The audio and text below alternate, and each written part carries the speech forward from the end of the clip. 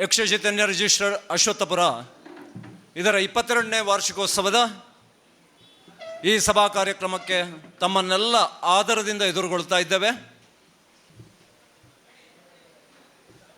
ಈ ಸಭಾ ಕಾರ್ಯಕ್ರಮದ ಅಧ್ಯಕ್ಷ ಸ್ಥಾನವನ್ನು ವಹಿಸಿಕೊಂಡು ಕಾರ್ಯಕ್ರಮವನ್ನು ನಡೆಸಿಕೊಡಲಿರುವ ನಮ್ಮವರೇ ಆದ ಶ್ರೀಯುತ ದಿವಾಕರ್ ಕಟೀಲ್ರವರು, ನಿರ್ದೇಶಕರು,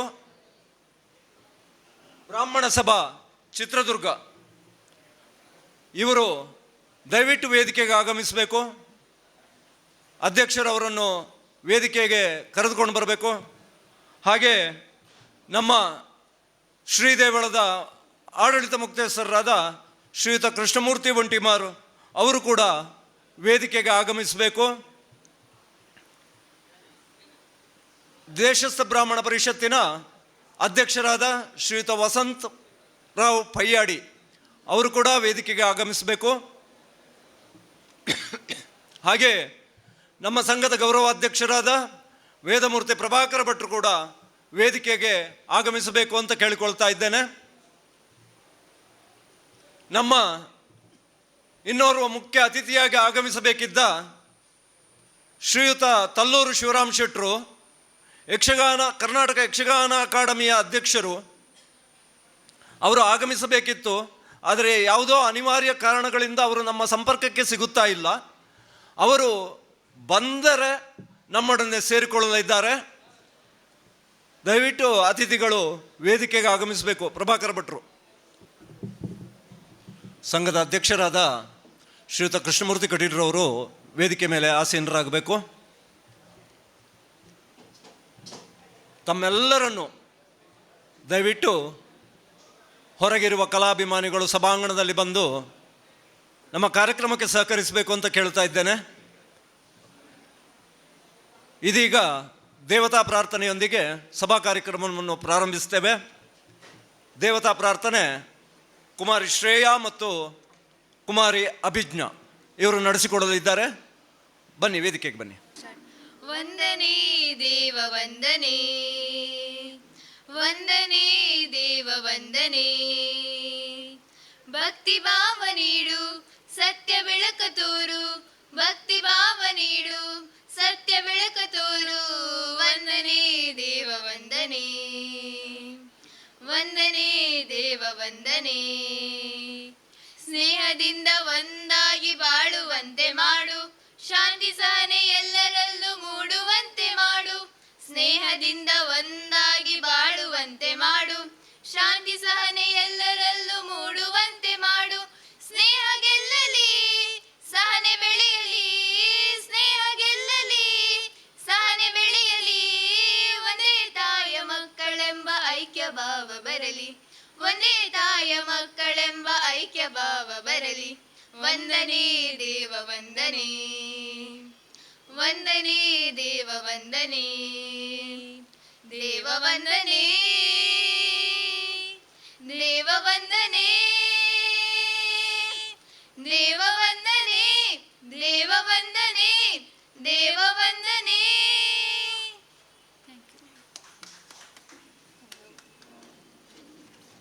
ಧನ್ಯವಾದಗಳು ಶ್ರೇಯಾ ಮತ್ತು ಅಭಿಜ್ಞಾ. ಯಕ್ಷ ಚೈತನ್ಯ ರಿಜಿಸ್ಟರ್ಡ್ ಅಶ್ವತ್ಥಪುರ ಇದು ಯಕ್ಷಗಾನದ ಸೇವೆಗಾಗಿ ಒಂದು ಸಮಾನ ಮನಸ್ಕರಿಂದ ಹುಟ್ಟಿಕೊಂಡಂತಹ ಸಂಸ್ಥೆ.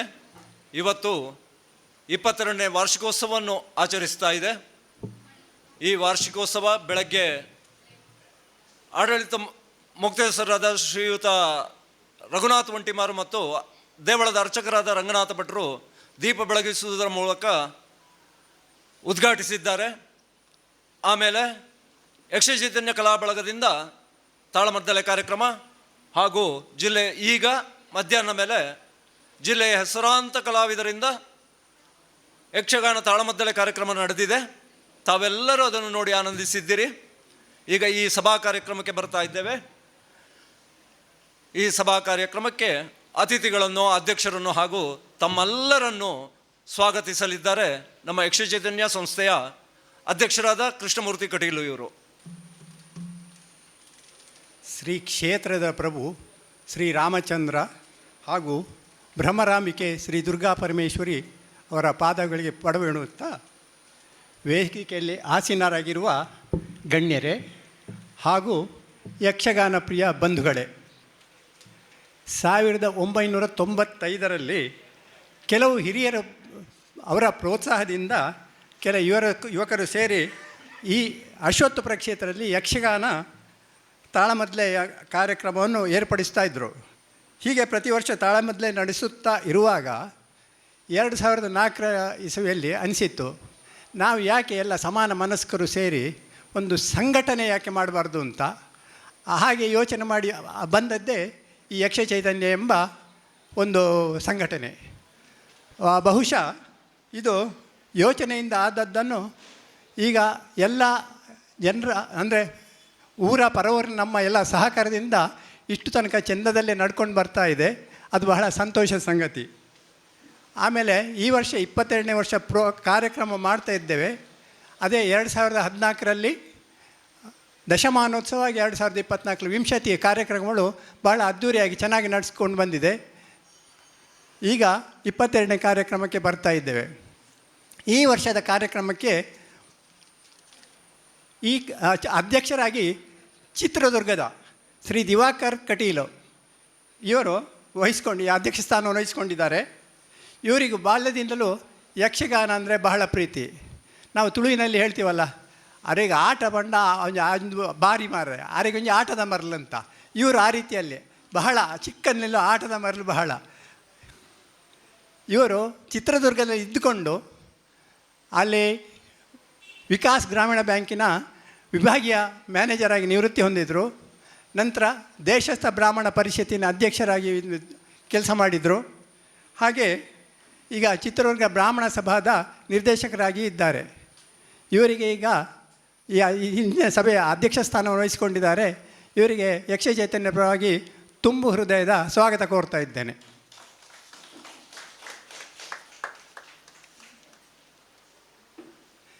ಇನ್ನೋರು ಅತಿಥಿಗಳು ಬರಬೇಕಿತ್ತು. ಅವರು ಯಾರ ಚಾಲಕರಿಗೇನೋ ಹುಷಾರಿಲ್ಲದ ಕಾರಣ ಏನೋ ಸ್ವಲ್ಪ ಎಡವಟ್ಟಾಗಿದೆ. ಅವರು ಬಂದಾಗ ಸೇರಿಕೊಳ್ಬಹುದು ಮುಂದೆ. ಇನ್ನೋರು ಅತಿಥಿಗಳು ಶ್ರೀ ಕೃಷ್ಣಮೂರ್ತಿ VA ಇವರು ಈ ಸ್ಥಳೀಯ ಶಾಲೆ ವಾಣಿವಿಲಾಸ ಶಾಲೆಯ ಮುಖ್ಯೋಪಾಧ್ಯಾಯರಾಗಿದ್ದವರು. ಆಮೇಲೆ ಮೂಡುಬಿದ್ರೆ ವಲಯದ ಸ್ಕೌಟ್ಸ್ ಆ್ಯಂಡ್ ಗೈಡ್ಸ್ನ ಕೋಶಾಧಿಕಾರಿಯಾಗಿದ್ದವರು. ಪ್ರಸಕ್ತ ಪ್ರಭು ಶ್ರೀರಾಮಚಂದ್ರ ಇರುವ ಶ್ರೀ ಸೀತಾರಾಮಚಂದ್ರ ದೇವಸ್ಥಾನದ ಆಡಳಿತ ಮುಕ್ತಸ್ಥರಾಗಿದ್ದಾರೆ. ಶ್ರೀಯುತ ಕೃಷ್ಣಮೂರ್ತಿಯವರಿಗೆ ಪ್ರೀತಿಯ ಸ್ವಾಗತ ಕೋರ್ತಾ ಇದ್ದೇನೆ.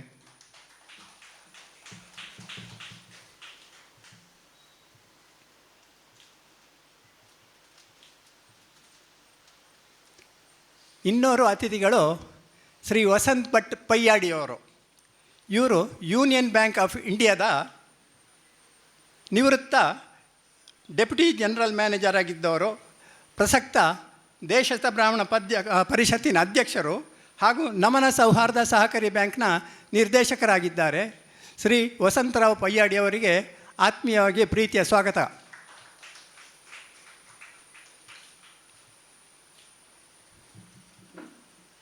ಇನ್ನು ವೇದಿಕೆಯಲ್ಲಿ ಇನ್ನೋರು ಆಸೀನರಾಗರು ಹಿರಿಯರಾದ ವೇದಮೂರ್ತಿ ಶ್ರೀ ಪ್ರಭಾಕರ್ ಭಟ್ರವರು. ಈ ಯಕ್ಷ ಚೈತನ್ಯದ ಎಲ್ಲ ಕಾರ್ಯಕ್ರಮಗಳಿಗೂ ಈಗ ತಮ್ಮ 83 ವಯಸ್ಸಾಗಿದ್ದರೂ ನಮಗೆಲ್ಲ ಒಂದು ರೀತಿ ಅವರು ಸ್ಫೂರ್ತಿಯ ಚಿಲುಮೆ. ಎಲ್ಲದಕ್ಕೂ ಅವರು ಪ್ರೋತ್ಸಾಹ ಕೊಟ್ಟು ಹಾಗೆ ಮೇಲೆ ಸಹಕಾರ ಕೊಡುವವರು. ಇವರು ತಮ್ಮ ಮನೆಯಲ್ಲಿ ಸಣ್ಣದೇ ಕಾರ್ಯಕ್ರಮ ಇರಲಿ, ಯಾವುದೇ ದೊಡ್ಡದೇ ಕಾರ್ಯಕ್ರಮ ಇರಲಿ, ತಾಳಮದ್ದಲೆ ಕಾರ್ಯಕ್ರಮವನ್ನು ಖ್ಯಾತ ಕಲಾವಿದನ್ನು ಕರೆಸಿ ತಾಳಮದ್ದಲೆ ನಡೆಸೋರು. ಅಷ್ಟು ಇವರಿಗೆ ಯಕ್ಷಗಾನದ ಪ್ರೀತಿ. ಇವರು ಈಗ ವೇದಿಕೆಯಲ್ಲಿ ಆಸಿರೋ ಅವರಿಗೂ ಹಾರ್ದಿಕವಾದ ಸ್ವಾಗತ ಕೋರ್ತಾ ಇದ್ದೇನೆ.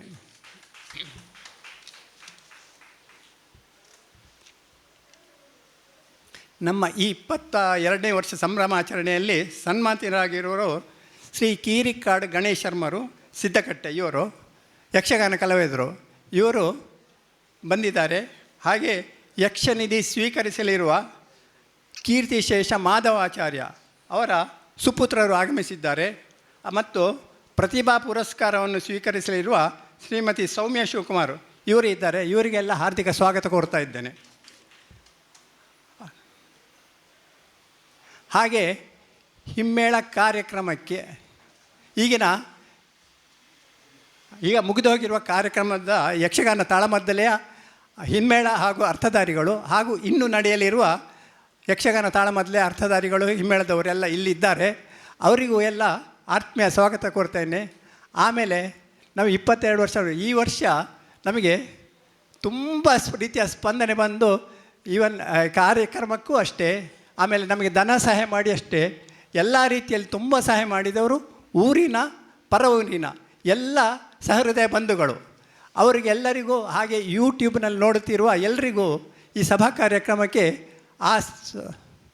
ಸ್ವಾಗತ ಕೋರುತ್ತಾ, ಆಮೇಲೆ ನಮಗೆ ಈ ಸ್ಥಳವನ್ನು ಕೊಟ್ಟ ಸೀತಾರಾಮಚಂದ್ರ ದೇವಸ್ಥಾನದ ಆಡಳಿತ ಮಂಡಳಿಯವರಿಗೂ ನಮ್ಮ ತುಂಬು ಹೃದಯದ ಸ್ವಾಗತ ಕೋರ್ತಾ ಇದ್ದೇನೆ. ಆಮೇಲೆ ಹಾಗೆ ಈ ಕಾರ್ಯಕ್ರಮವನ್ನು ನೇರ ಪ್ರಸಾರ ಮಾಡಲಿಕ್ಕೆ ಸಹಕರಿಸುತ್ತಿರುವ ಎಲ್ಲ ಛಾಯಾಗ್ರಾಹಕರು, ವಿಡಿಯೋಗ್ರಾಫರ್ ಹಾಗೂ ಸೌಂಡ್ ಸಿಸ್ಟಮ್ನವರು ಹಾಗೂ ನಮಗೆ ಹಿಂಬದಿಯಿಂದ ಎಲ್ಲ ರೀತಿ ಸಹ ಕೋರುತ್ತಿರುವ ಎಲ್ಲರಿಗೂ ತುಂಬು ಹೃದಯದ ಸ್ವಾಗತ ಕೋರುತ್ತಾ ಸ್ವಾಗತ ಭಾಷಣ ಮುಗಿಸ್ತಾ ಇದ್ದೇನೆ. ನಮಸ್ಕಾರ.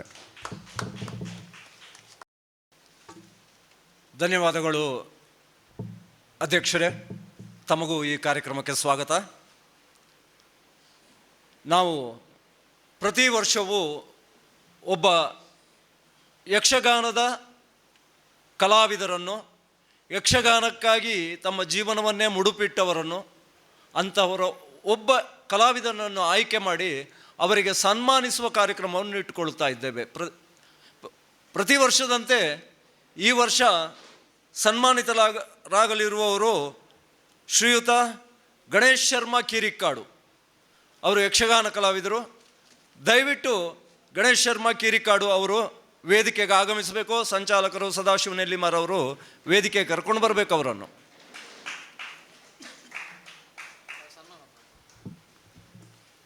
ಶ್ರೀಯುತ ಗಣೇಶ್ ಶರ್ಮಾರವರ ಬಗ್ಗೆ ನಮ್ಮ ಯಕ್ಷ ಚೈತನ್ಯದ ಸಂಚಾಲಕರು ಆದ ನೆಲ್ಲಿಮಾರು ಸದಾಶಿವರಾಯರು 2 ಮಾತುಗಳನ್ನು ಆಡುತ್ತಾರೆ.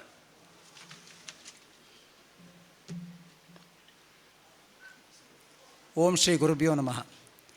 ಗಣೇಶ್ ಶರ್ಮಾ ಕೀರಿಕಾಡು ಯಕ್ಷಗಾನ ವಲಯದಲ್ಲಿ ಕೀರಿಕಾಡು ಮನೆತನ. ಈಗ ಅದು ಕಾಸರಗೋಡು ಜಿಲ್ಲೆಗೆ ಸೇರಿದೆ. ಕೀರಿಕಾಡು ವಿಷ್ಣು ಮಾಸ್ತರ್ ತಾವೆಲ್ಲ ಕೇಳಿರಬಹುದು. ಅವರ ಕುಟುಂಬದವರು, ಸಹೋದರರ ಮಕ್ಕಳು, ಅಣ್ಣ ತಮ್ಮಂದಿರ ಮಕ್ಕಳು. ಕೀರಿಕಾಡು ವಿಷ್ಣು ಮಾಸ್ತರ್ರವರ ತಮ್ಮನ ಮಗ ಗಣೇಶ್ ಕೀರಿಕಾಡು. ಹುಟ್ಟೂರು ಕಾಸರಗೋಡು ಆದರೂ ಈಗ ಜೀವನ ಮಾಡುತ್ತಿರುವುದು ನಮ್ಮ ಮೂಡುಬಿದಿರೆ ಸಮೀಪದ ಸಿದ್ದಕಟ್ಟೆಯಿಂದ ಒಂದು 4 ಕಿಲೋಮೀಟ್ರು ಒಳಗೆ ಆರಂಬೋಡಿ ಎಂಬಲ್ಲಿ. ಇವರ ಪರಿಚಯ, ಹುಟ್ಟು ಎಲ್ಲವನ್ನು ಮತ್ತೆ ಸನ್ಮಾನ ಪತ್ರದಲ್ಲಿ ಓದಲಿಕ್ಕಿದ್ದಾರೆ. ಆದರೆ ಇವರ ಬಗ್ಗೆ 4 ಮಾತು. ಬಹಳ ಸ್ವಾಭಿಮಾನಿ. ಈ ಹಿಂದಿನ ಕಾಲದಲ್ಲಿ ಒಬ್ಬ ಬಡ ಬ್ರಾಹ್ಮಣನಿದ್ದ ಅಥವಾ ಒಬ್ಬ ಬಡ ಕಲಾವಿದನಿದ್ದ. ಇವರು ಆರ್ಥಿಕತೆಯಲ್ಲಿ ಮಾತ್ರ ಬಡವರು, ತುಂಬ ಬಡವರು. ಆದರೆ ಸ್ವಾಭಿಮಾನದಲ್ಲಿ ಬಹಳ ಗರ್ವಿ. ಸ್ವಾಭಿಮಾನವನ್ನು ಬಿಟ್ಟುಕೊಡುವವರಲ್ಲ. ಕಳೆದ 42 ವರ್ಷಗಳಿಂದ ಯಕ್ಷಗಾನದ ಸೇವೆ ಮಾಡ್ತಾ ಬಂದಿದ್ದಾರೆ. 30 ವರ್ಷ ಮೇಳದ ತಿರುಗಾಟ. ಅದು ಯಾವ ಮೇಳದಲ್ಲಿ ಎಷ್ಟಂತ ಮತ್ತೆ ಪತ್ರದಲ್ಲಿ ಓದ್ತಾರೆ. 30 ವರ್ಷದ ಮೇಳದ ತಿರುಗಾಟ. 1982ನೇ ಇಸುವಿಂದ ತಾಳಮದ್ದಲೆಯ ಅರ್ಥಧಾರಿ, ಕನಿಷ್ಠ 44 ವರ್ಷಗಳಿಂದ ಅರ್ಥಧಾರಿ. ಅಂತಹ ಗಣೇಶ್ ಶರ್ಮರು ತನ್ನ ಸ್ವಾಭಿಮಾನಕ್ಕೆ ಧಕ್ಕೆ ಬಂದಾಗ ಹಲವಾರು ಮೇಳಗಳನ್ನು ಬಿಟ್ಟಿದ್ದಾರೆ. ಜ್ಯೋತಿಷ್ಯ ಮಾಡ್ತಾ ಇದ್ದಾರೆ ಮನೆಯಲ್ಲಿ. ಜ್ಯೋತಿಷಿಗಳು ಅಲ್ಲಿ ಬಂದದ್ದು ಸಾಕು ಅಂತ. ಬಹಳ ದೂರ ಇದರಿಂದ ಅದೇನು ದೊಡ್ಡ ಒಂದು ಇದಲ್ಲ. ಕೇವಲ ಒಂದು 20 ಸೆನ್ಸ್ನಲ್ಲಿ ಒಂದು ಸಣ್ಣ ಮನೆ, ಒಂದು 600 ಚದರಡಿಯ, ಈಗ ಕೂಡ ಒಂದು ಸಾರನೆ ಆಗದ ಮನೆ. ಅಂತಹ ಮನೆಯಲ್ಲಿ ವಾಸ ಮಾಡ್ತಾ ಜ್ಯೋತಿಷ್ಯ ಹೇಳ್ತಾ ಇದ್ದಾರೆ. ಅವರನ್ನು ತಾಳಮದ್ದಲೆಗೆ ಎಲ್ಲರೂ ಆಹ್ವಾನಿಸುವುದು ಕಡಿಮೆ. ಹೀಗೆ ನಾವು ಸನ್ಮಾನಕ್ಕೆ ಯಾರಾಗ್ಬೋದು ಅಂತ ಕೇಳುವಾಗ ನನಗೆ ಹೊಳಿತು ಇವರೇ ಆಗ್ಬೋದು. ಇಷ್ಟು ದೊಡ್ಡ ಕಲಾವಿದನನ್ನು ಕೇವಲ ಸನ್ಮಾನ ಮಾಡೋದು ಸರಿಯಾ? ಇವತ್ತಿನ ಸಮರ ಸನ್ನಾಹದಲ್ಲಿ ಒಂದು ಪಾತ್ರವನ್ನು ಕ್ರಿಯೇಟ್ ಅಲ್ಲ ಉಂಟು. ಅರ್ಜುನನ ಪಾತ್ರ, ಬೇಕಾದ 2 ಪದ್ಯವನ್ನು ಗಾಳಿಮನೆಯವರು ವ್ಯವಸ್ಥೆ ಮಾಡಿಕೊಟ್ರು. ದೊಡ್ಡ 40 ವರ್ಷದ ಕಲಾವಿದನಿಗೆ ಅರ್ಥ ಕೊಡದೆ ಕೇವಲ ಸನ್ಮಾನ ಮಾಡೋದು ಸರಿಯಾಗುವುದಿಲ್ಲ ಎಂಬ ಕಾರಣದಿಂದ ಅರ್ಥ ಕೊಟ್ಟು ಅವರ ಅರ್ಥವನ್ನು ಕೇಳಿದೆವು ನಾವಿತ್ತು. ಎಂಥ ಅರ್ಥ! ಅವರ ಅರ್ಥಕ್ಕೆ ವಿನಾಯಕ್ ಭಟ್ ಗಾಳಿಮನೆಯವರೇ ಮಾರು ಹೋಗಿದ್ದಾರೆ. ಎಂಥ ಅರ್ಥ ಮಾರ್ರೆ, ನಾನು ಬಿಟ್ಟುಕೊಟ್ಟೆ ಅವರು ಹೇಳಲಿ ಅಂತ. ಅಷ್ಟು ಒಳ್ಳೆ ಅರ್ಥ ಪ್ರಾರಂಭದಲ್ಲಿ ನೀವು ಕೇಳಿರ್ಬೋದು. ಅಂತಹ ಗಣೇಶ್ ಶರ್ಮರು ಒಬ್ಬರು ಸುಪ್ರಸಿದ್ಧ ಕಲಾವಿದ. ವಿಶೇಷವಾಗಿ ನನಗೆ ಅರ್ಥ ಹೇಳಿದ ಗುರುಗಳು, ನನಗೆ ತಾಳಮದ್ದಳೆಯ ಹೆಚ್ಚಿನ ಅರ್ಥ ಮತ್ತು ನಡೆ ಹೇಗೆ ಹೋಗಬೇಕು ಅಂತ ಹೇಳಿದ ಗುರುಗಳು ಕರೀತಾ ಇದ್ದಾರೆ. ನನ್ನ ಎದುರಿಗೆ ಒಂದು ಸಲ ಅರ್ಥ ಹೇಳಬೇಕು ಅಂತ, ಗುರುವನ್ನು ಮೀರಿಸಿದ ಶಿಷ್ಯನಾಗಬೇಕು ಅಂತ. ಅದು ಈ ಜನ್ಮದಲ್ಲಿ ಆಗೋದಿಲ್ಲ. ಯಾಕಂದರೆ ನೀವು ಅರ್ಥ ಕೇಳಿದ್ದೀರಿ. ನಾವು ಅಂಬೆಗಾಲ ಇಡುವವರು. ನನಗೆ 2 ಗುರುಗಳು, ಒಂದು ಇವರು, ಇನ್ನೊಂದು ದಿನಕರ ಗೋಖಲೆ ಅವರು, ಕಟೀಲ್ ಮೇಳದ. ಇಬ್ಬರು ಕಟೀಲ್ ಮೇಳದವರು. ಅವರಲ್ಲಿ ನಾನು ಅರ್ಥಗಾರಿಕೆ ಮಾತ್ರ ಕಲಿತಾ ಇದ್ದೇನೆ. ಆದರೆ ಇವರು ನಾಟ್ಯ ಕೂಡ ಹೇಳಿಕೊಟ್ಟಿದ್ದಾರೆ ಗಣೇಶ್ ಶರ್ಮರು. ಇಂತಹ ಗಣೇಶ್ ಶರ್ಮರಲ್ಲಿ ಒಬ್ಬ ಕವಿ ಇದ್ದಾನೆ. ಇವರು ಬರೆದಂತಹ ಪ್ರಸಂಗಗಳು ಸುರಗಿರಿ ಕ್ಷೇತ್ರ ಮಹಾತ್ಮೆ, ಕಾಶಿ ಕ್ಷೇತ್ರ ಮಹಾತ್ಮೆ, ರಘು ದಿಗ್ವಿಜಯ, ವಿನಾಯಕ ಲೀಲಾರ್ಣವ, ಋಷಿಯಾಂತರಂಗ, ಇಷ್ಟು ಪ್ರಸಂಗಗಳನ್ನು ಬರೆದು 2 ಪ್ರಸಂಗಗಳು ಪ್ರಕಟ ಆಗಿವೆ. ಇನ್ನು 3 ಪ್ರಸಂಗಗಳು ಪ್ರಕಟಗೊಂಡಿವೆ. ಕೇವಲ ಅರ್ಥಗಾರಿಕೆ ಮಾತ್ರ ಮಾಡ್ತಾ ಇದ್ದಾರೆ, ವೇಷ ಮಾಡೋದನ್ನು ಬಿಟ್ಟಿದ್ದಾರೆ. ಕೊನೆಯ ತಿರುಗಾಟ ಧರ್ಮಸ್ಥಳ ಮೇಳದಲ್ಲಿ. ಇಂತಹ ಗಣೇಶ್ ಶರ್ಮರನ್ನು ನಾವಿವತ್ತು ಸನ್ಮಾನಕ್ಕೆ ಆಯ್ಕೆ ಮಾಡಿದ್ದೇವೆ. ಅವರ ಸನ್ಮಾನ ಪತ್ರವನ್ನು ನಮ್ಮ ಸಂಘದ ಸದಸ್ಯರಾದಂಥ ಕಿರಣ್ ಮಂಜಿನಬೈಲು ಅವರು ಓದ್ತಾರೆ.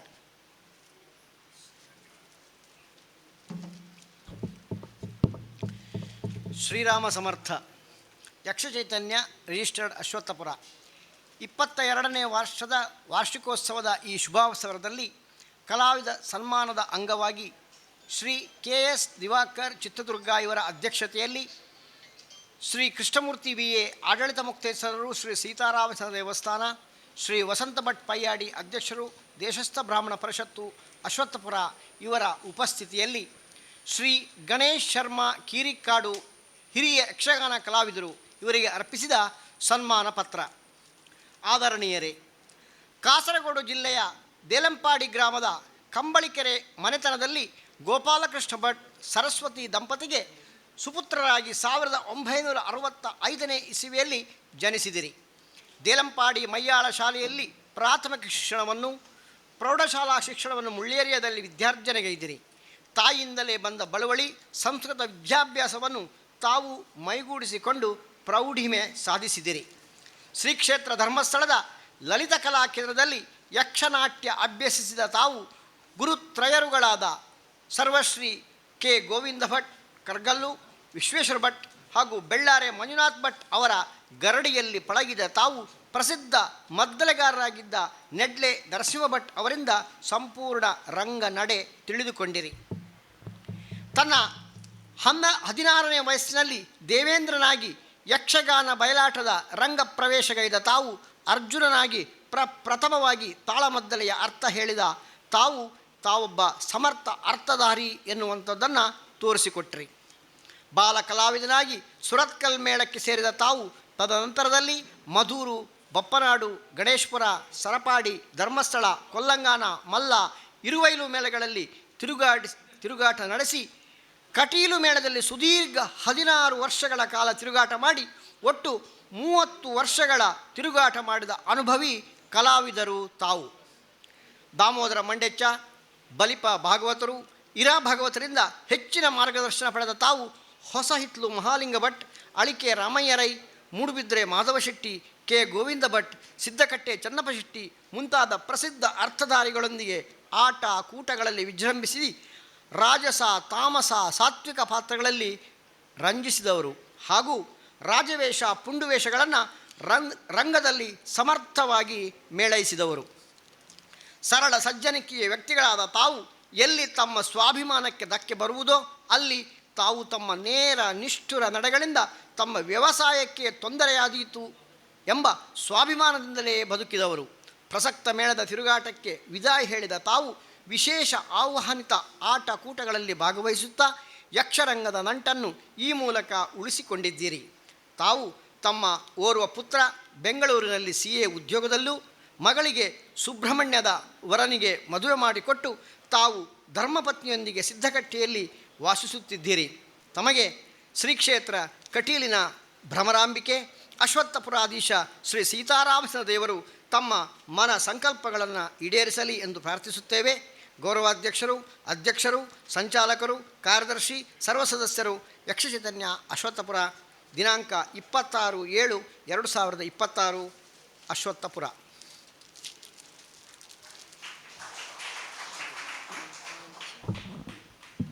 ಧನ್ಯವಾದಗಳು ಸದಾಶಿವರಾಯರಿಗೆ ಮತ್ತು ಕಿರಣ್ ಮಂಜನ್ ಬೈಲು ಅವರಿಗೆ.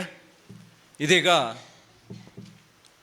ಅಧ್ಯಕ್ಷರಾದಿಯಾಗಿ ಎಲ್ಲ ನಮ್ಮ ಮುಖ್ಯ ಅತಿಥಿಗಳು, ಗೌರವಾಧ್ಯಕ್ಷರು ಸೇರಿಕೊಂಡು ಶ್ರೀಯುತ ಗಣೇಶ್ ಶರ್ಮರನ್ನು ಸನ್ಮಾನ ಮಾಡಬೇಕು ಅಂತ ಅವರಲ್ಲಿ ಕೇಳಿಕೊಳ್ತಾ ಇದ್ದೇನೆ.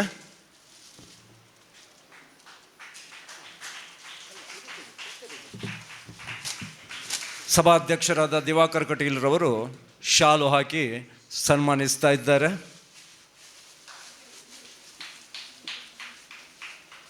ಗೌರವಾಧ್ಯಕ್ಷರಾದ ವೇದಮೂರ್ತಿ ಪ್ರಭಾಕರ ಭಟ್ರು ಪೇಟವನ್ನು ತೊಡಿಸಿ ಸನ್ಮಾನಿಸಬೇಕು. ಹಾಗೆ ದೇಶಸ್ಥ ಬ್ರಾಹ್ಮಣ ಪರಿಷತ್ತಿನ ಅಧ್ಯಕ್ಷರಾದ ವಸಂತ್ ಭಟ್ ಪಯ್ಯಾಡಿ ಅವರು ಹಾರವನ್ನು ಅರ್ಪಣೆ ಮಾಡಿ ಸನ್ಮಾನಿಸ್ತಾ ಇದ್ದಾರೆ. ಹಾಗೆ ಆಡಳಿತ ಮುಕ್ತೇಶ್ವರರಾದ ಶ್ರೀಯುತ ಕೃಷ್ಣಮೂರ್ತಿ ವಿ ಎ ಅವರು ಫಲಪುಷ್ಪಗಳನ್ನಿಟ್ಟು ಸನ್ಮಾನಿಸ್ತಾ ಇದ್ದಾರೆ. ಅಧ್ಯಕ್ಷರು, ಯಕ್ಷಚೈತನ್ಯದ ಅಧ್ಯಕ್ಷರು ಹಾಗೂ ಸಂಚಾಲಕರು ಸನ್ಮಾನ ಪತ್ರವನ್ನು ಅರ್ಪಿಸ್ತಾ ಇದ್ದಾರೆ.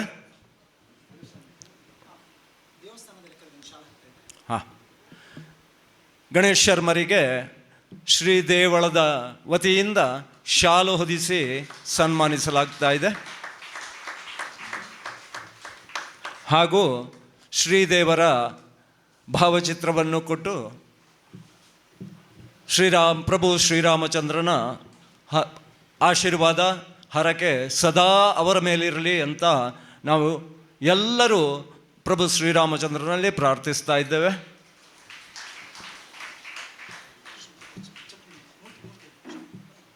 ಮತ್ತೆ ಒಟ್ಟಿಗೆ ಕರೆಯುವ, ಮತ್ತೆ ಎಲ್ಲರೂ ಒಟ್ಟಿಗೆ ಕೂತ.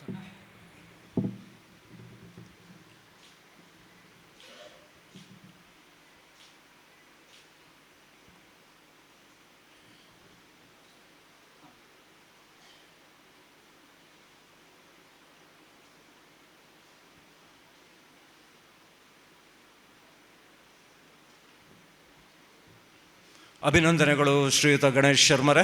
ದಯವಿಟ್ಟು ಶರ್ಮರು ಅದೇ ಗೌರವ ಸ್ಥಾನದಲ್ಲಿ ಕುಳಿತುಕೊಳ್ಬೇಕು ಅಂತ ಕೇಳ್ಕೊಳ್ತಾ ಇದ್ದೇವೆ. ಅಲ್ಲೇ ಕೂತ್ಕೊಳ್ಳಿ, ಆಯಿತಾ? ಧನ್ಯವಾದಗಳು ಅತಿಥಿಗಳಿಗೆ. ಹಾಗೆ ನಮ್ಮ ಪ್ರತಿ ವರ್ಷದಂತೆ ಯಕ್ಷನಿಧಿ ಸಮರ್ಪಣೆ ಕಾರ್ಯಕ್ರಮ. ಈ ವರ್ಷ ಯಕ್ಷನಿಧಿ ಸಮರ್ಪಣೆಗಾಗಿ ನಾವು ಆಯ್ದುಕೊಂಡದ್ದು ನಮ್ಮ ಕಲಾ ಬಳಗದ ಸದಾ ಪ್ರೋತ್ಸಾಹಕಾರರು, ಭಾಗವತರು ಆಗಿದ್ದ ಕೀರ್ತಿಶೇಷ ಶ್ರೀ ಮಾಧವಾಚಾರ್ ಸಂಪಿಗೆ. ಅಕಸ್ಮಾತಾಗಿ ಅವರು ನಮ್ಮಿಂದ ದೂರವಾದರು. ಅವರ ಪ್ರೋತ್ಸಾಹ, ಅವರ ಭಾಗವತಿಕೆ, ಅವರು ನಮ್ಮಲ್ಲಿಟ್ಟ ಪ್ರೀತಿ ವಿಶ್ವಾಸವನ್ನು ನಾವು ಕಲಾ ಬಳಗದ ಸದಸ್ಯರು ಎಂದಿಗೂ ಮರೆಯುವಂತಿಲ್ಲ. ಆ ಯಕ್ಷನಿಧಿ ಸಮರ್ಪಣೆಯನ್ನು ನಾವು ಅವರ ಹತ್ರ ಯಾವಾಗಲೂ ಸಂಭಾವನೆಯನ್ನು ಕೊಡಲಿಕ್ಕೆ ಇದು ಮಾಡಿದರೆ ಅವರು ನಿರಾಕರಿಸ್ತಿದ್ರು. ನನಗೆ ಸನ್ಮಾನ ಬೇಡ, ನೀವು ಚಂದವಾಗಿ ಮುಂದುವರಿದು ಬಂದು ಹೆಸರು ತಂದರೆ ಅದೇ ನನಗೆ ಗುರುದಕ್ಷಿಣೆ ಅಂತ ಹೇಳ್ತಾ ಇದ್ದರು. ಆದರೂ ಅವರು ಇಂದು ನಮ್ಮೊಂದಿಗೆ ಇಲ್ಲ, ನಮ್ಮ ಮುನ್ನಡೆಯನ್ನು ನೋಡಲು ಅವರಿಲ್ಲ. ಆದರೂ ನಾವು ಗುರುದಕ್ಷಿಣೆಯನ್ನು ಸಮರ್ಪಿಸ್ತಾ ಇದ್ದೇವೆ. ಹಾಗೆ ಯಕ್ಷನಿಧಿಯ ಜೊತೆಗೆ ನಮ್ಮ ಗುರುದಕ್ಷಿಣೆಯನ್ನು ಕಿಂಚಿತ್ತು ಸಮರ್ಪಿಸ್ತೇವೆ. ದಯವಿಟ್ಟು ಅವರ ಸುಪುತ್ರ ಕಿರಣ್ ಆಚಾರ್ಯ ಅವರು ವೇದಿಕೆಗೆ ಬಂದು ನಮ್ಮ ಯಕ್ಷನಿಧಿಯನ್ನು ಸ್ವೀಕರಿಸಬೇಕು ಅಂತ ಕೇಳ್ಕೊಳ್ತಾ ಇದ್ದೇವೆ. ಕಿರಣ್ ಆಚಾರ್ಯ ಬನ್ನಿ. ಶ್ರೀಯುತ ಬನ್ನಿ. ಶ್ರೀಯುತ ಮಾಧವಾಚಾರ್ ಸಂಪಿಗೆ ಅವರ ಬಗ್ಗೆ ಶ್ರೀಯುತ ನಮ್ಮ ಕಲಾ ಬಳಗದ ಸದಸ್ಯರಾಗಿರುವ ಹಿರಿಯರು ಆಗಿರುವ ಶ್ರೀಯುತ ಶ್ಯಾಮ್ ಸುಂದರ್ರಾವ್ ಪಯ್ಯಾಡಿ ಇವರು ಅವರ ಸಂಸ್ಮರಣೆಯನ್ನು ಮಾಡಲಿದ್ದಾರೆ. ಸಮಾರಂಭದ ಅಧ್ಯಕ್ಷರೇ, ವೇದಿಕೆಯ ಮೇಲಿರುವಂತಹ ಎಲ್ಲ ಗಣ್ಯರೇ, ಹಾಗೂ ಯಕ್ಷನಿಧಿ ಹಾಗೂ ಪಡಕೊಳ್ಳುವಂತಹ ಮಾಧವಾಚಾರ್ಯರ ಸುಪುತ್ರರು ಮತ್ತು ಸನ್ಮಾನಗೊಂಡಿರುವಂತಹ ಯಕ್ಷಗಾನ ಕಲಾವಿದರು ಹಾಗೂ ಎದುರುಗಡೆ ಆಸೀನರಾಗಿರುವಂಥ ಗೌರವಾನ್ವಿತ ಸಭಾ ಸದಸ್ಯರೇ, ಭಾಗವತರಾದಂತಹ ಮಾಧವಾಚಾರ್ಯರು ನಮ್ಮ ಯಕ್ಷ ಚೈತನ್ಯದ ಯಕ್ಷಕಲಾ ಬಳಗದ ಜೊತೆಗೆ ಸದಾ ಇದ್ದು ನಮಗೆ ಭಾಗವತಿಕೆಯನ್ನು ಮಾಡಿ ಪ್ರೋತ್ಸಾಹಿಸ್ತಾ ಇದ್ದವರು. ಅವರಿಗೆ ನಾವು ಈಗ ನಮ್ಮ ಶಿವದತ್ತ ಹೇಳಿದ ಹಾಗೆ ಸನ್ಮಾನ ಮಾಡಬೇಕಿತ್ತು, ಆದರೆ ಆ ಯೋಗ ನಮಗೆ ಬಂದಿರಲಿಲ್ಲ. ಬದಲಿಗೆ ಇವತ್ತು ನಾವೇನು ಮಾಡ್ತಾ ಇದ್ದೇವೆ ಅಂದರೆ ಅವರ ಸಂಸ್ಮರಣೆಯನ್ನು ಮಾಡ್ತಾ ಇದ್ದೇವೆ. ಇದು ಸ್ವಲ್ಪ ಬೇಸರದ ವಿಷಯ ನಮಗೆ. ಅಂದರೆ ಸಂಸ್ಮರಣೆ ಮಾಡುವ ವಿಷಯದಲ್ಲಿ ಬೇಸರ ಅಲ್ಲ, ಅವರು ಈಗ ನಮ್ಮೊಂದಿಗೆ ಇಲ್ಲ ಅನ್ನುವಂತಹ ವಿಷಯದಲ್ಲಿ ಬೇಸರ. ಮೊದಲು ಬರೀ ಯಕ್ಷನಿಧಿಯನ್ನು ಸಮರ್ಪಿಸುವುದು ಅಂತ ಇತ್ತು, ಆಮೇಲೆ ಅವರ ಸಂಸ್ಮರಣೆಯನ್ನೇ ಮಾಡಬೇಕು ಅಂತ ಕಮಿಟಿಯವರೆಲ್ಲ ತೀರ್ಮಾನ ಮಾಡಿದ್ರಿಂದ ಅವರ ಬಗ್ಗೆ ಒಂದು ಕೆಲವು ಮಾತುಗಳನ್ನು ಆಡಬೇಕು ಅಂತ ನಾನು ಇಷ್ಟಪಟ್ಟಿದ್ದೇನೆ. ಸಂಪಿಗೆ ಮಾಧವಾಚಾರ್ಯರು 20/4/1965 ಜನಿಸಿದ್ದು 9/5/2026 ಸ್ವರ್ಗಸ್ಥರಾದರು. ಅಂದರೆ 61 ವರ್ಷ 19 ದಿವಸ ಅವರು ತಮ್ಮ ಜೀವಿತ ಕಾಲವನ್ನು ಅನುಭವಿಸಿದ್ದು. ಅವರ ಸೀತಾರಾಮ ಆಚಾರ್ ಮತ್ತು ಲೀಲಾವತಿ ದಂಪತಿಗಳ ಸುಪುತ್ರ ಅವರು. ಅವರ ಪ್ರಾಥಮಿಕ ಶಿಕ್ಷಣ ಸಂಪಿಗೆ ಹಿರಿಯ ಪ್ರಾಥಮಿಕ ಶಾಲೆಯಲ್ಲಿ ನಡೆಯಿತು. ನಾವು ಎಲ್ಲ ಓದಿದ್ದು ಅದೇ ಶಾಲೆಯಲ್ಲಿ. ಆಗಲಿಂದಲೂ ನಾನಂದರೆ ಅವರಿಂದ ಸಣ್ಣನಿಂದಲೂ ನಾವು ಬಹಳ ಆತ್ಮೀಯರು. ನಮ್ಮ ಮನೆಯ ಪಕ್ಕದಲ್ಲೇ ಅವ್ರದ್ದು ಮನೆ, ಕೆಂಜೆ ಎಂಬಲ್ಲಿ ಅವರು ಜನಿಸಿದ್ದು. ಆ ನಂತರ ಪ್ರೌಢಶಾಲೆಯನ್ನು ಸರ್ವೋದಯ ಹೈಸ್ಕೂಲ್ನಲ್ಲಿ ಅವರು ಪೂರ್ಣಗೊಳಿಸಿದ್ದು. ಆನಂತರ ಉದ್ಯೋಗಕ್ಕಾಗಿ ಅವರು ಮುಂಬೈಗೆ ಹೋದರು. ಅಲ್ಲಿ ಪಿ ಯು ಸಿ ಪರೀಕ್ಷೆ ಪಾಸಾಗಿ ಆನಂತರ ITI ಅಂದರೆ ಎಲೆಕ್ಟ್ರಿಕಲ್ ಇದರಲ್ಲಿ ವಿದ್ಯಾಭ್ಯಾಸವನ್ನು ಮಾಡಿ ಅಲ್ಲಿ ಉದ್ಯೋಗವನ್ನು ಪ್ರಾರಂಭಿಸಿದರು. ಅಲ್ಲಿ ಎಕ್ಸೆಲ್ ಎಲೆಕ್ಟ್ರಿಕಲ್ ಕಂಪನಿಯಲ್ಲಿ ಕೆಲವು ವರ್ಷಗಳ ಕಾಲ ದುಡಿದಿದ್ದಾರೆ. ಮತ್ತು ಕೆಲವು ರಾಜ್ಯಗಳಲ್ಲಿ ಅದರ ಬ್ರ್ಯಾಂಚಿನಲ್ಲಿ ಕೆಲಸ ಮಾಡಿದ್ದಾರೆ. ಉದಾಹರಣೆಗೆ ಮುಂಬೈಯಲ್ಲಿ, ಆಮೇಲೆ ಗುಜರಾತ್ನಲ್ಲಿ, ಪಶ್ಚಿಮ ಬಂಗಾಳ, ಇಲ್ಲೆಲ್ಲ ಅವರು ಇಂಜಿನಿಯರ್ ಆಗಿ ಅಂದರೆ ಎಲೆಕ್ಟ್ರಿಕ್ ಇಂಜಿನಿಯರ್ ಆಗಿ ತಮ್ಮ ಕರ್ತವ್ಯವನ್ನು ನಿರ್ವಹಿಸಿದ್ದಾರೆ. ಆ ನಂತರ ಅವರು JSW ಬಳ್ಳಾರಿಯಲ್ಲಿರುವಂತಹ ಒಂದು ಕಂಪನಿಗೆ ಅಲ್ಲಿ ಎಲೆಕ್ಟ್ರಿಕ್ ಇಂಜಿನಿಯರ್ ಆಗಿ ಅವರು ಸೇವೆಯನ್ನು ಸಲ್ಲಿಸಿದರು. 2010 ಅವರು ಊರಿಗೆ ಬರ್ತಾರೆ. ಅವರ ಉದ್ಯೋಗ ಅಲ್ಲಿ ಬಿಟ್ಟು ಯಾಕೋ ಊರಿನ ಒಲವು ಜಾಸ್ತಿಯಾಗಿ ಊರಿಗೆ ಬರ್ತಾರೆ. ಬಾಲ್ಯದಲ್ಲಿ ಕೂಡ ನಾವು ಸಂಪಿಗೆಯಲ್ಲಿ ಯಕ್ಷಗಾನ ತಾಳಮದ್ದಲೆ ಎಲ್ಲ ಮಾಡ್ತಾ ಇದ್ದೆವು, ಸಂಪಿಗೆ ಗ್ರಾಮ ಸೇವಾ ಸಂಘದಲ್ಲಿ. ಅಲ್ಲಿ ಸುರೇಂದ್ರ ಪೈಗಳ ಭಾಗವತಿಗೆಯಲ್ಲಿ ಶ್ರೀನಿವಾಸ್ ಭಾಗವತರ ಮಾರ್ಗದರ್ಶನದಲ್ಲಿ. ಆಗ ಇವರು ಮಾಧವಾಚಾರ್ಯರು ನಮ್ಮೊಂದಿಗೆ ಸೇರಿಕೊಂಡು ಪದ್ಯ ಹೇಳೋದು, ಅರ್ಥ ಹೇಳೋದು ಎಲ್ಲ ಮಾಡ್ತಾಯಿದ್ರು. ಆಮೇಲೆ ಅವರ ತಂದೆ ಸೀತಾರಾಮಾಚಾರ್ಯರು ಒಳ್ಳೆ ಭಾಗವತಿಕೆ ಮಾಡ್ತಿದ್ರು. ಆಮೇಲೆ ಅರ್ಥವನ್ನು ಹೇಳ್ತಾಯಿದ್ರು. ಅವರ ಎದುರಿಗೆ ನಾನು ಅರ್ಥ ಹೇಳಿದ್ದೇನೆ, ಸೀತಾರಾಮಾಚಾರ್ಯರ ಎದುರಿಗೆ. ಒಂದು ಸಂದರ್ಭ ಇಲ್ಲಿ ನೆನಪು ಮಾಡ್ತೇನೆ. ನಾನು ರಾವಣನ ಪಾತ್ರ ಮಾಡಿದ್ದೆ, ಸೀತಾರಾಮಾಚಾರ್ಯರು ಮಂಡೋದರಿಯ ಪಾತ್ರ ಮಾಡಿದರು. ನಾನಾಗ ಇನ್ನೂ ಹೆಜ್ಜೆ ಇಟ್ಟದ್ದಷ್ಟೇ ಯಕ್ಷಗಾನಕ್ಕೆ. ಸ್ವಲ್ಪ ಸ್ವರ ಇತ್ತು, ಜೋರಾಗಿ ಮಾತಾಡಿದೆ. ಸೀತೆಯನ್ನು ಕರೆತಂದರೆ ನೀನು ಮತ್ತು ನನ್ನ ಹೆಂಡತಿಯಾದ ಮಂಡೋದರಿ ಎರಕವಾಗಿರಬಹುದೇ ಅಂತ ಒಂದು ಪ್ರಶ್ನೆ ಉಂಟಲ್ಲಿ, ಪದ್ಯ ಇತ್ತದು. ಅದಕ್ಕೆ ಅವರು ಆಗ ಉತ್ತರ ಕೊಟ್ಟದ್ದು ಈಗಲೂ ನನಗೆ ನೆನಪಿದೆ. ಆ ಸೀತಾರಾಮಾಚಾರ್ಯರು ಅಂಥ ದೊಡ್ಡ ವಿದ್ಯಾವಂತರೇನಲ್ಲ, ಅವಿದ್ಯಾವಂತರೇ ಇದ್ದರು ಆಗ ಎಲ್ಲ. ಕೆಲವು ಯಕ್ಷಗಾನ ಅರ್ಥ ಹೇಳುವವರು ಇನ್ನೊಂದು 2-3 ಜನ ಇದ್ದಾರೆ, ಅವರ ಹೆಸರೆಲ್ಲ ಈಗ ಬೇಡ. ಆಗ ಅವರು ಏನು ಹೇಳಿದರು ಅಂದರೆ, ನೀವು ಇಷ್ಟಪಟ್ಟು ಈಗ ಎಷ್ಟೋ ಹೆಣ್ಣುಗಳನ್ನು ಕರೆದುಕೊಂಡು ಬಂದಿದ್ದೀರಿ, ಆದರೆ ಇದುವರೆಗೆ ನನ್ನಲ್ಲಿ ಕೇಳಲಿಲ್ಲ. ಈಗ ನೀವು ಕೇಳ್ತಾ ಇದ್ದೀರಿ ಎರಕವಾಗಿರಬಹುದೇ ಅಂತ. ಅವರು ಹೇಳಿದ ಅರ್ಥವನ್ನು ನಾನು ಹೇಳೋದು, ಕರ್ಕೊಂಡು ಬನ್ನಿ, ನೀವು ಹೇಳುವುದು ಹಾಲು ನೀರಿನ ಹಾಗೆ ನಾವು ಎರಕವಾಗಬೇಕು ಅಂತ. ಆದರೆ ಹಾಗಿರ್ಲಿಕ್ಕೆ ಆಗುವುದಿಲ್ಲ ಸ್ವಾಮಿ, ನಾವು ಎಣ್ಣೆ ಸೀಗೆಯ ಹಾಗೆ ಇರ್ತೇವೆ ಅಂತ ಅವರು ಹೇಳಿದರು. ಹಾಗೆ ಅಂದರೆ ತಂದೆಯವರಲ್ಲಿ ಅಂತಹ ಒಂದು ವಿದ್ವತ್ತು ಇದ್ದದ್ರಿಂದ ಮಾಧವಾಚಾರ್ಯರಲ್ಲಿ ಅದು ಹರಿದು ಬಂತು ಅಂತ ಹೇಳುವುದಕ್ಕೆ ಒಂದು ಉದಾಹರಣೆ ಕೊಟ್ಟದ್ದು ನಾನಷ್ಟೇ. ಆಮೇಲೆ ಊರಿಗೆ 2010ರಲ್ಲಿ ಬಂದ ಮೇಲೆ ಅವು ಯಕ್ಷಗಾನದಲ್ಲಿ ತೊಡಗಿಸಿಕೊಂಡರು, ನಮ್ಮ ಸಂಘಕ್ಕೆ ಸೇರಿದರು. ಮೂಡಬಿದ್ರೆಯಲ್ಲಿ ಯಕ್ಷೋಪಾಸನಂ ಮತ್ತು ಯಾವುದ್ಯಾವುದೋ ಬೇರೆ ಬೇರೆ ಮೇಳ, ಮತ್ತು ಮುಂಬೈಯಲ್ಲಿ, ಅದು ಮುಂಬೈದು ಹೇಳ್ತೇನೆ ನಾನು. ಆಮೇಲೆ ಇಲ್ಲಿ ನಂದೀಕೂರಿನ ಉಷ್ಣ ವಿದ್ಯುತ್ ಸ್ಥಾವರದಲ್ಲಿ ಎಲೆಕ್ಟ್ರಿಕ್ ಇಂಜಿನಿಯರ್ ಆಗಿ ಸೇರಿಕೊಂಡು ಸೇವೆ ಸಲ್ಲಿಸಿದರು. ಇತ್ತೀಚೆಗೆ ಅವರು ನಿವೃತ್ತಿ ಆದದ್ದು. ನಿವೃತ್ತಿ ಆದ ಮೇಲೆ ಪೂರ್ಣ ಯಕ್ಷಗಾನದಲ್ಲಿ ತೊಡಗಿಸಿಕೊಳ್ಳಬೇಕು ಅನ್ನುವುದರ ಒಳಗೆ ಅವರು ಈ ಲೋಕದ ಯಾತ್ರೆಯನ್ನು ಮುಗಿಸಿಬಿಟ್ರು. ಇನ್ನು ಅವರು ಈ ಭಾಗವತಿಕೆಗೆ ಬರಲಿಕ್ಕೆ ಕಾರಣ ಏನು ಅಂದರೆ, ತಂದೆಯಿಂದ ಬಳುವಳಿಯಾಗಿ ಬಂದಂತಹ ಒಂದು ವಿದ್ಯೆ ರಕ್ತಗತವಾಗಿ ಬಂದದ್ದು. ಅವರ ಕಂಠ ಉಂಟಲ್ಲ, ಅದು ಕಂಚಿನ ಕಂಠವೇ. ಬಿಳಿ ಕಪ್ಪು 3ರ ಶ್ರುತಿಯಲ್ಲಿ ಅವರು ಹಾಡ್ತಾ ಇದ್ದದ್ದು. ಆ ಶ್ರುತಿಯಲ್ಲಿ ಹಾಡುವ ಭಾಗವತರು ಸಿಕ್ಕುವುದು ಬಹಳ ಕಡಿಮೆ. ಆಮೇಲೆ ಅವರು ಕಲ್ತದ್ದಿಯಲ್ಲಿ ಅಂದರೆ ಪೊಲ್ಯ ಲಕ್ಷ್ಮೀನಾರಾಯಣ ಶೆಟ್ಟರು, ಬಾಂಬೆಯಲ್ಲಿ ಆಗ ದೊಡ್ಡ ಭಾಗವತರು, ಅವರು ಬ್ಯಾಂಕಿನ ಉದ್ಯೋಗಿ. ಅವರ ಬಗ್ಗೆ ನಾವೆಲ್ಲ ಆಗ ಕೇಳಿದ್ದೇವೆ. ಅವರು ಟೌನ್ ಹಾಲ್ನಲ್ಲಿ ಅಲ್ಲಿ ಯಕ್ಷಗಾನ ಆಗುವಾಗ ವಿಮಾನದಲ್ಲೇ ಬಂದು ವಿಮಾನದಲ್ಲೇ ಹೋಗ್ತಿದ್ರು. ವಿಮಾನ ಭಾಗವತರು ಅಂತೇಳಿ ಅವರಿಗೆ ಹೆಸರು, ಪೊಲ್ಯ ಲಕ್ಷ್ಮೀನಾರಾಯಣ ಶೆಟ್ಟರು. ಅವರಲ್ಲಿ ತಾಳ, ಲಯ ಮತ್ತು ರಾಗ, ಶ್ರುತಿ ಇತ್ಯಾದಿಗಳನ್ನೆಲ್ಲ ಇವರು ಕಲಿತು ಅಲ್ಲಿ ಬೆಂಗಳೂರಿನಲ್ಲಿ ಒಂದು ಯಕ್ಷಗಾನ ಸಂಘದಲ್ಲಿ, ಗೀತಾಂಬಿಕಾ ಯಕ್ಷಗಾನ ಮಂಡಳಿ ಅಂತ ಅಲ್ಲಿ ಒಂದು ಸಂಘ ಇತ್ತು. ಅಲ್ಲಿ 4 ವರ್ಷಗಳ ಕಾಲ ಭಾಗವತಿಕೆ ಮಾಡಿದ್ದಾರೆ ಮುಂಬೈಯಲ್ಲಿ. ಅಂದರೆ ಮಾಧವಾಚಾರ್ಯರು ಸಾಮಾನ್ಯರಲ್ಲ ಅಂತ ಹೇಳೋದಕ್ಕೆ ನಾನು ನಿಮಗೆ ಕೆಲವು ಉದಾಹರಣೆ ಕೊಡೋದು ಅಷ್ಟೇ. ತುಂಬ ಉಂಟು, ಅಷ್ಟೇ ಹೇಳಲಿಕ್ಕೆ ಹೋಗೋದಿಲ್ಲ, ಯಾಕೆಂದರೆ ನಾನು ಉದ್ದ ಎಳೆಯುವುದಿಲ್ಲ. ಹೇಳಬೇಕಾದ್ದು ನಮ್ಮ ಕರ್ತವ್ಯ ಅಂತ ಹೇಳ್ತಾ ಇದ್ದೇನೆ ಅಷ್ಟೇ. ಇನ್ನು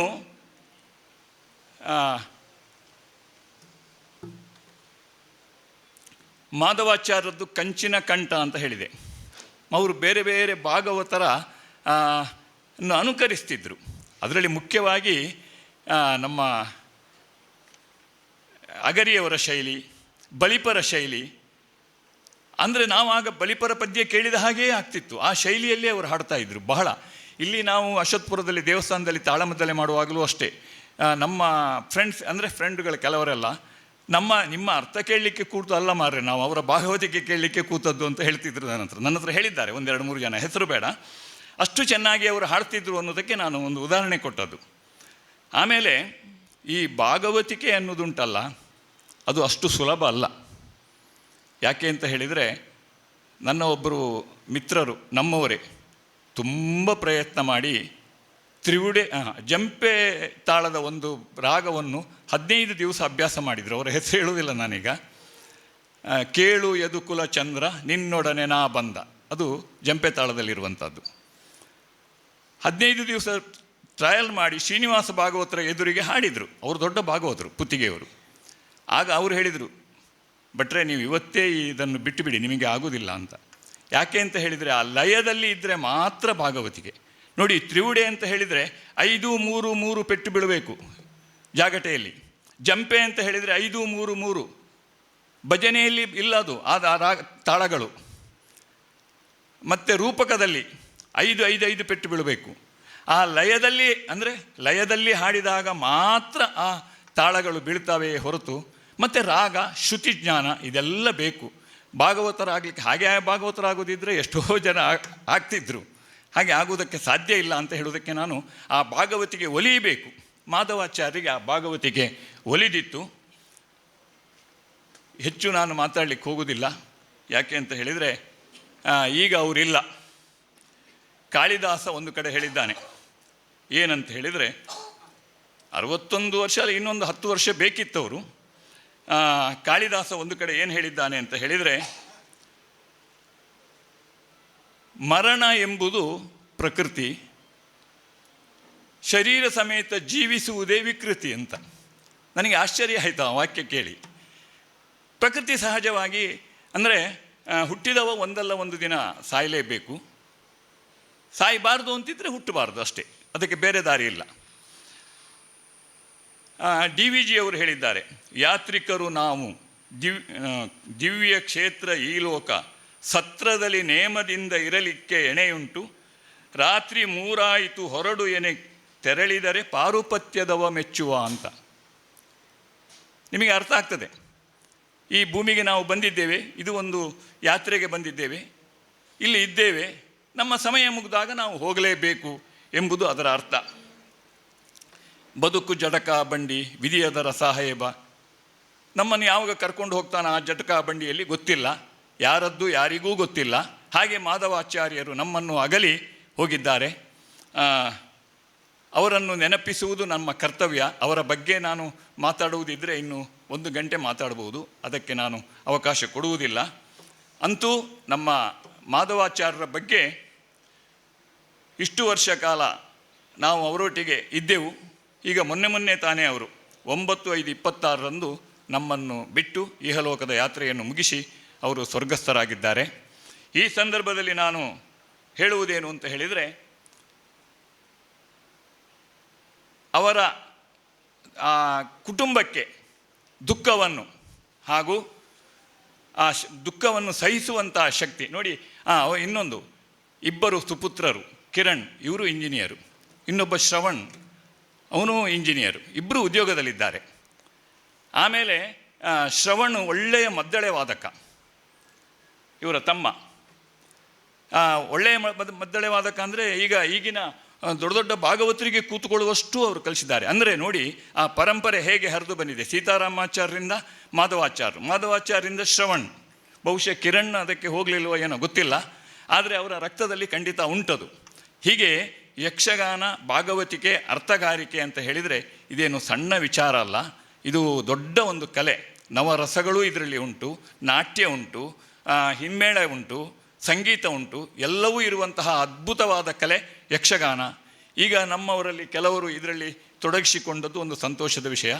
ಈ ಸಂದರ್ಭದಲ್ಲಿ ಅವರ ಸಂಸ್ಮರಣೆಯ ಅವಕಾಶ ನನಗೆ ಕೊಟ್ಟದ್ದಕ್ಕಾಗಿ ಯಕ್ಷ ಚೈತನ್ಯಕ್ಕೆ ನಾನು ಆಭಾರಿಯಾಗಿದ್ದೇನೆ. ಅವರ ಬಗ್ಗೆ 4 ಮಾತುಗಳನ್ನು ಆಡಿದ್ದೇನೆ. ಇದನ್ನು ಅವರಿಗೆ ನಾನು ಈ ಸಂಸ್ಮರಣದ ಆ ಭಾಷಣವನ್ನು ಅವರಿಗೆ ನಾನು ಸಮರ್ಪಿಸ್ತಾ ಇದ್ದೇನೆ. ಧನ್ಯವಾದಗಳು ಶ್ಯಾಮ್ ಸುಂದರ ಮಾಸ್ಟರ್. ನಮ್ಮ ಅಧ್ಯಕ್ಷರು, ಅತಿಥಿಗಳು ಮಾಧವಾಚಾರ್ಯರ ಸುಪುತ್ರನ ಕೈಯಲ್ಲಿ ಯಕ್ಷನಿಧಿಯನ್ನು ಸಮರ್ಪಿಸಬೇಕು. ದಯವಿಟ್ಟು ಕಿರಣಾಚಾರ್ಯ ಅವರು ಅದನ್ನು ಸ್ವೀಕರಿಸಬೇಕು ಅಂತ ಅವರಲ್ಲಿ ಕೇಳ್ಕೊಳ್ತಾ ಇದ್ದೇನೆ.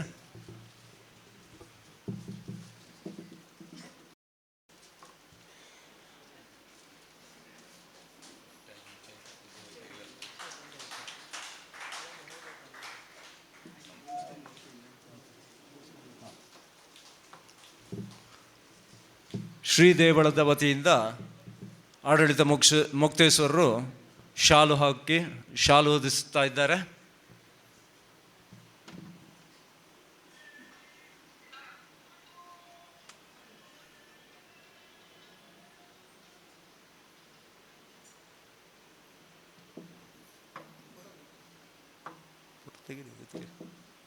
ಹಾಗೆ ಸೀತಾರಾಮಚಂದ್ರ ದೇವರ ಭಾವಚಿತ್ರವನ್ನು ಕೊಡ್ತಾ ಇದ್ದಾರೆ.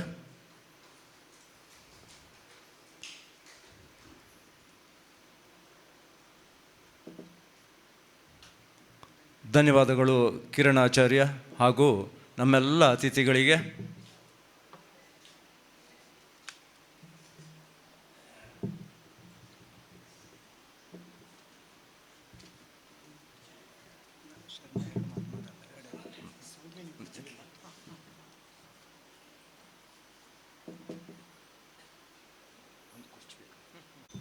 ಮುಂದೆ ನಮ್ಮದೇ ಸಮಾಜದ ಓರ್ವ ಆಮೇಲೆ ನಮ್ಮ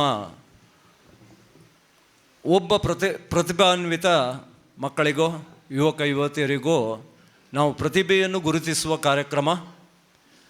ಅದಕ್ಕೆ ಆಯ್ಕೆಯಾದವರು ಈ ಬಾರಿ ಶ್ರೀಮತಿ ಸೌಮ್ಯ ಸುಬ್ರಹ್ಮಣ್ಯ ಮಜಲಕೋಡಿ. ಇವರು ದಯವಿಟ್ಟು ವೇದಿಕೆಗೆ ಬರಬೇಕು ಅಂತ ಕೇಳಿಕೊಳ್ತಾ ಇದ್ದೇನೆ. ಎಲ್ಲಿದ್ದಾರೆ?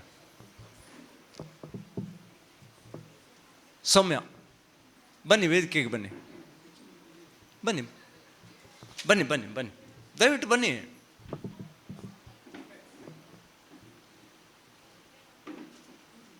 ಇಲ್ಲಿ ಇಲ್ಲಿ ಕೂತ್ಕೊಳ್ತಾರೆ ಬನ್ನಿ.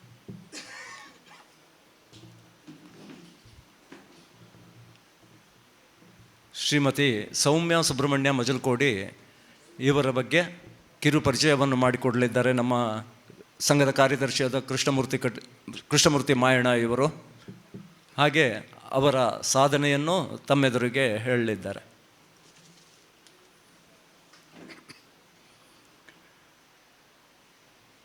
ಕಳೆದ ಮಾರ್ಗಶೀರ್ಷ ಮಾಸದಲ್ಲಿ ಶ್ರೀ ದೇವಸ್ಥಾನದಲ್ಲಿ ಗೀತಾ ಮಾಸ ಆದದ್ರಿಂದ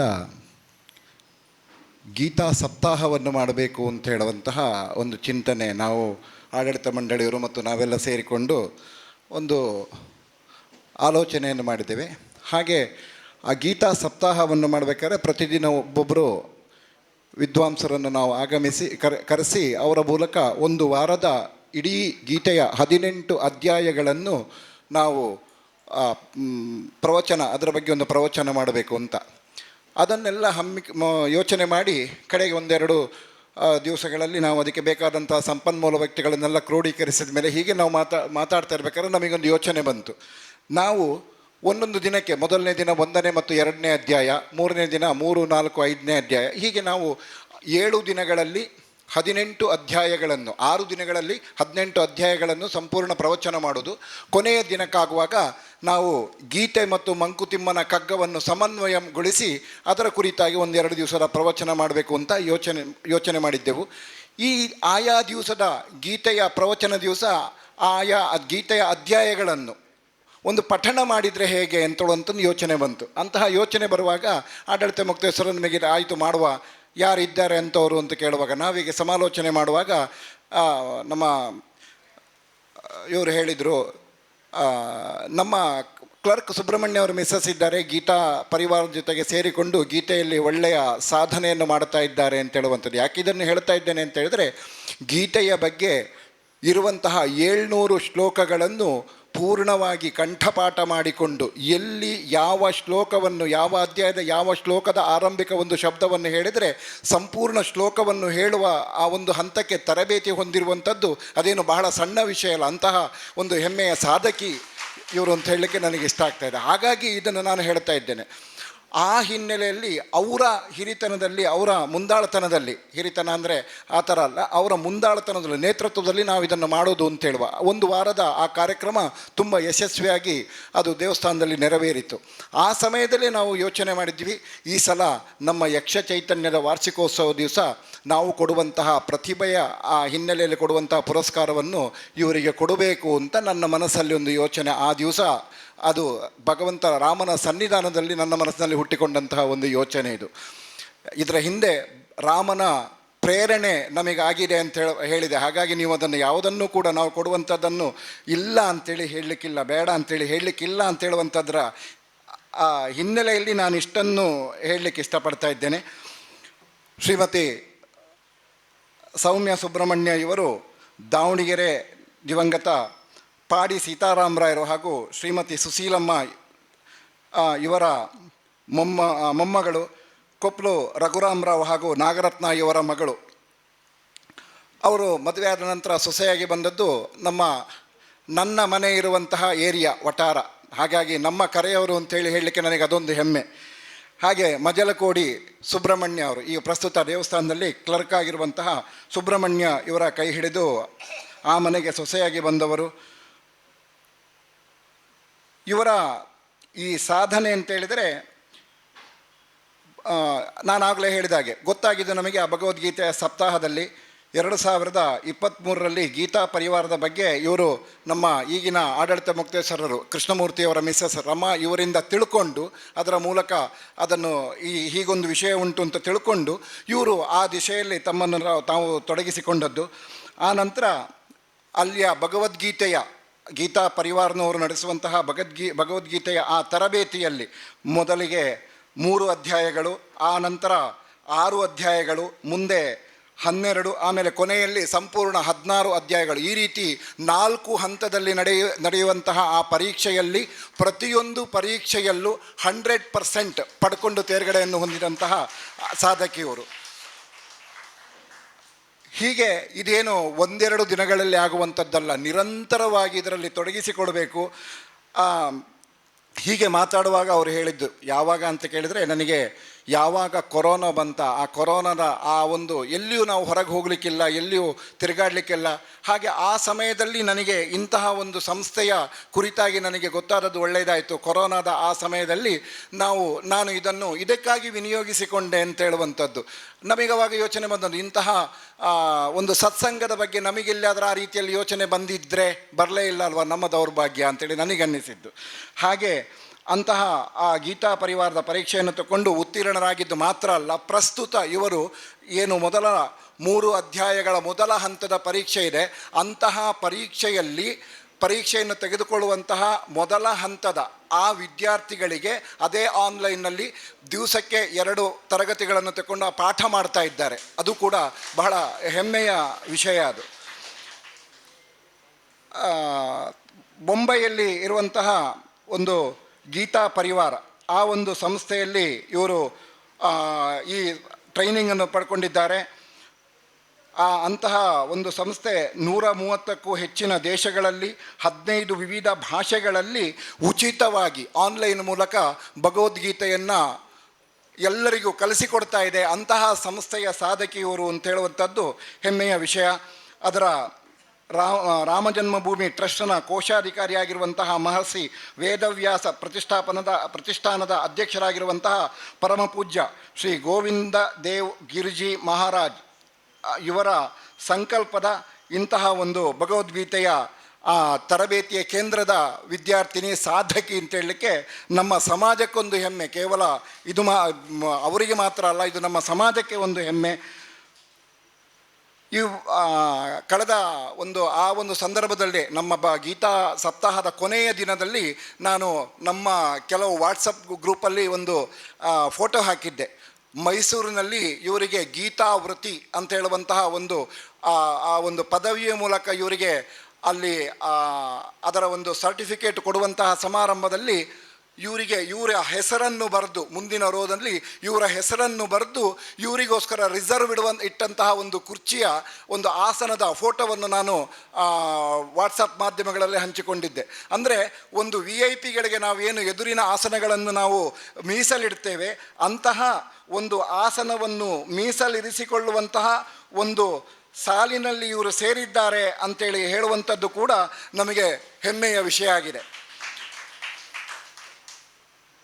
ಮುಂದೆ ಇವರು ಈ 18 ಅಧ್ಯಾಯಗಳ ಭಗವದ್ಗೀತೆಯ 18 ಅಧ್ಯಾಯಗಳನ್ನು ಶೃಂಗೇರಿ ಸಂಸ್ಥಾನದವರು ಹಮ್ಮಿಕೊಳ್ಳುವಂತಹ ಪರೀಕ್ಷೆಯನ್ನು ತೆಗೆದುಕೊಳ್ಳುವವರಿದ್ದಾರೆ. ಆ ಮೂಲಕ ಅಲ್ಲಿ ಶೃಂಗೇರಿ ಮಠದ ಆ ಒಂದು ಪರೀಕ್ಷೆಯನ್ನು ಇವರು ಒಳ್ಳೆಯ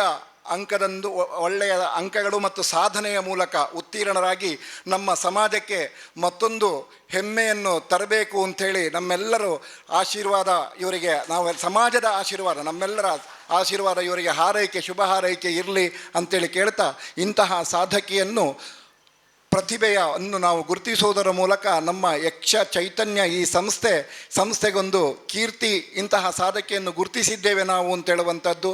ಇಂತಹ ಈ ಒಂದು ಪ್ರತಿಭಾ ಪುರಸ್ಕಾರಕ್ಕೆ ಒಪ್ಪಿ ಆಗಮಿಸಿದಂತಹ ಆಕೆಯ ಎಲ್ಲ ಮುಂದಿನ ಭವಿತವ್ಯದಲ್ಲಿ ಉತ್ತರೋತ್ತರ ಆಗಲಿ ಅಂತೇಳಿ ಮತ್ತೊಮ್ಮೆ ಹಾರೈಸ್ತಾ ಈಗ ಈ ಪ್ರತಿಭಾ ಪುರಸ್ಕಾರವನ್ನು ಪ್ರದಾನ ಮಾಡಲಿಕ್ಕಿದ್ದೇವೆ. ಧನ್ಯವಾದಗಳು ಕೃಷ್ಣಮೂರ್ತಿಯವರೇ. ದಯವಿಟ್ಟು ಶ್ರೀಮತಿ ಕಸ್ತೂರಿ ಕೃಷ್ಣಮೂರ್ತಿ ಅವರು ವೇದಿಕೆಗೆ ಬರಬೇಕು. ಹಾಗೆ ಶ್ರೀಮತಿ ಶಾಲಿನಿ ಪ್ರಸಾದ್ರವರು ಬಂದು ಸನ್ಮಾನ ಕಾರ್ಯಕ್ರಮಕ್ಕೆ ಕೈ ಜೋಡಿಸಬೇಕು ಅಂತ ಕೇಳಿಕೊಳ್ತಾ ಇದ್ದಾವೆ. ದಯವಿಟ್ಟು ಆದಷ್ಟು ಬೇಗ.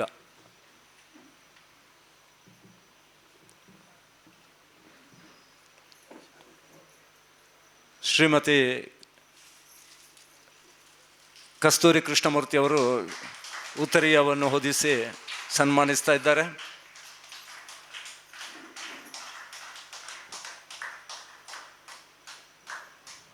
ಹಾಗೆ ನಮ್ಮ ಕಲಾ ಬಳಗದ ಸದಸ್ಯರಾದ ಶ್ರೀಮತಿ ಶಾಲಿನಿ ಪ್ರಸಾದ್ ಅವರು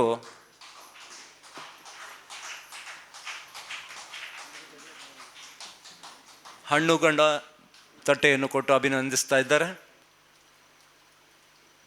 ಹಾಗೆ ಸೀತಾರಾಮಚಂದ್ರ ದೇವಸ್ಥಾನದ ವತಿಯಿಂದ ಶಾಲು ಹೊದಿಸಿ ಸನ್ಮಾನಿಸ್ತಾ ಇದ್ದಾರೆ.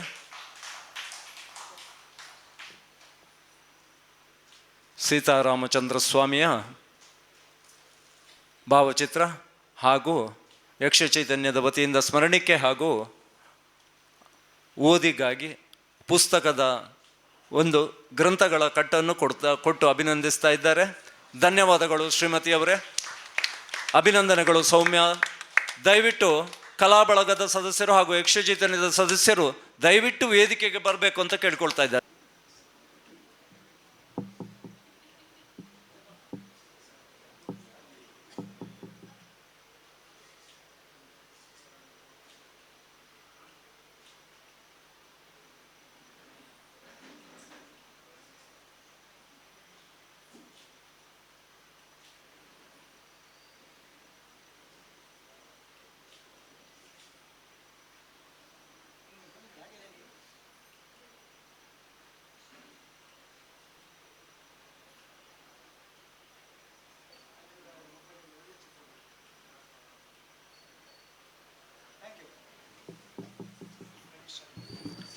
ಅಭಿನಂದನೆಗಳು ಎಲ್ಲ ಸನ್ಮಾನಿತರಿಗೆ ಹಾಗೂ ಧನ್ಯವಾದಗಳು ಎಲ್ಲ ಅತಿಥಿ ಮುಖ್ಯರಿಗೆ.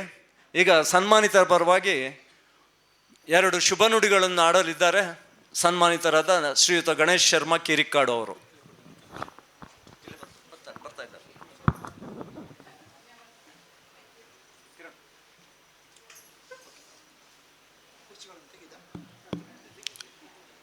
ವೇದಿಕೆಯಲ್ಲಿ ಸಭಾ ಕಾರ್ಯಕ್ರಮದ ಅಧ್ಯಕ್ಷತೆಯನ್ನು ವಹಿಸಿದ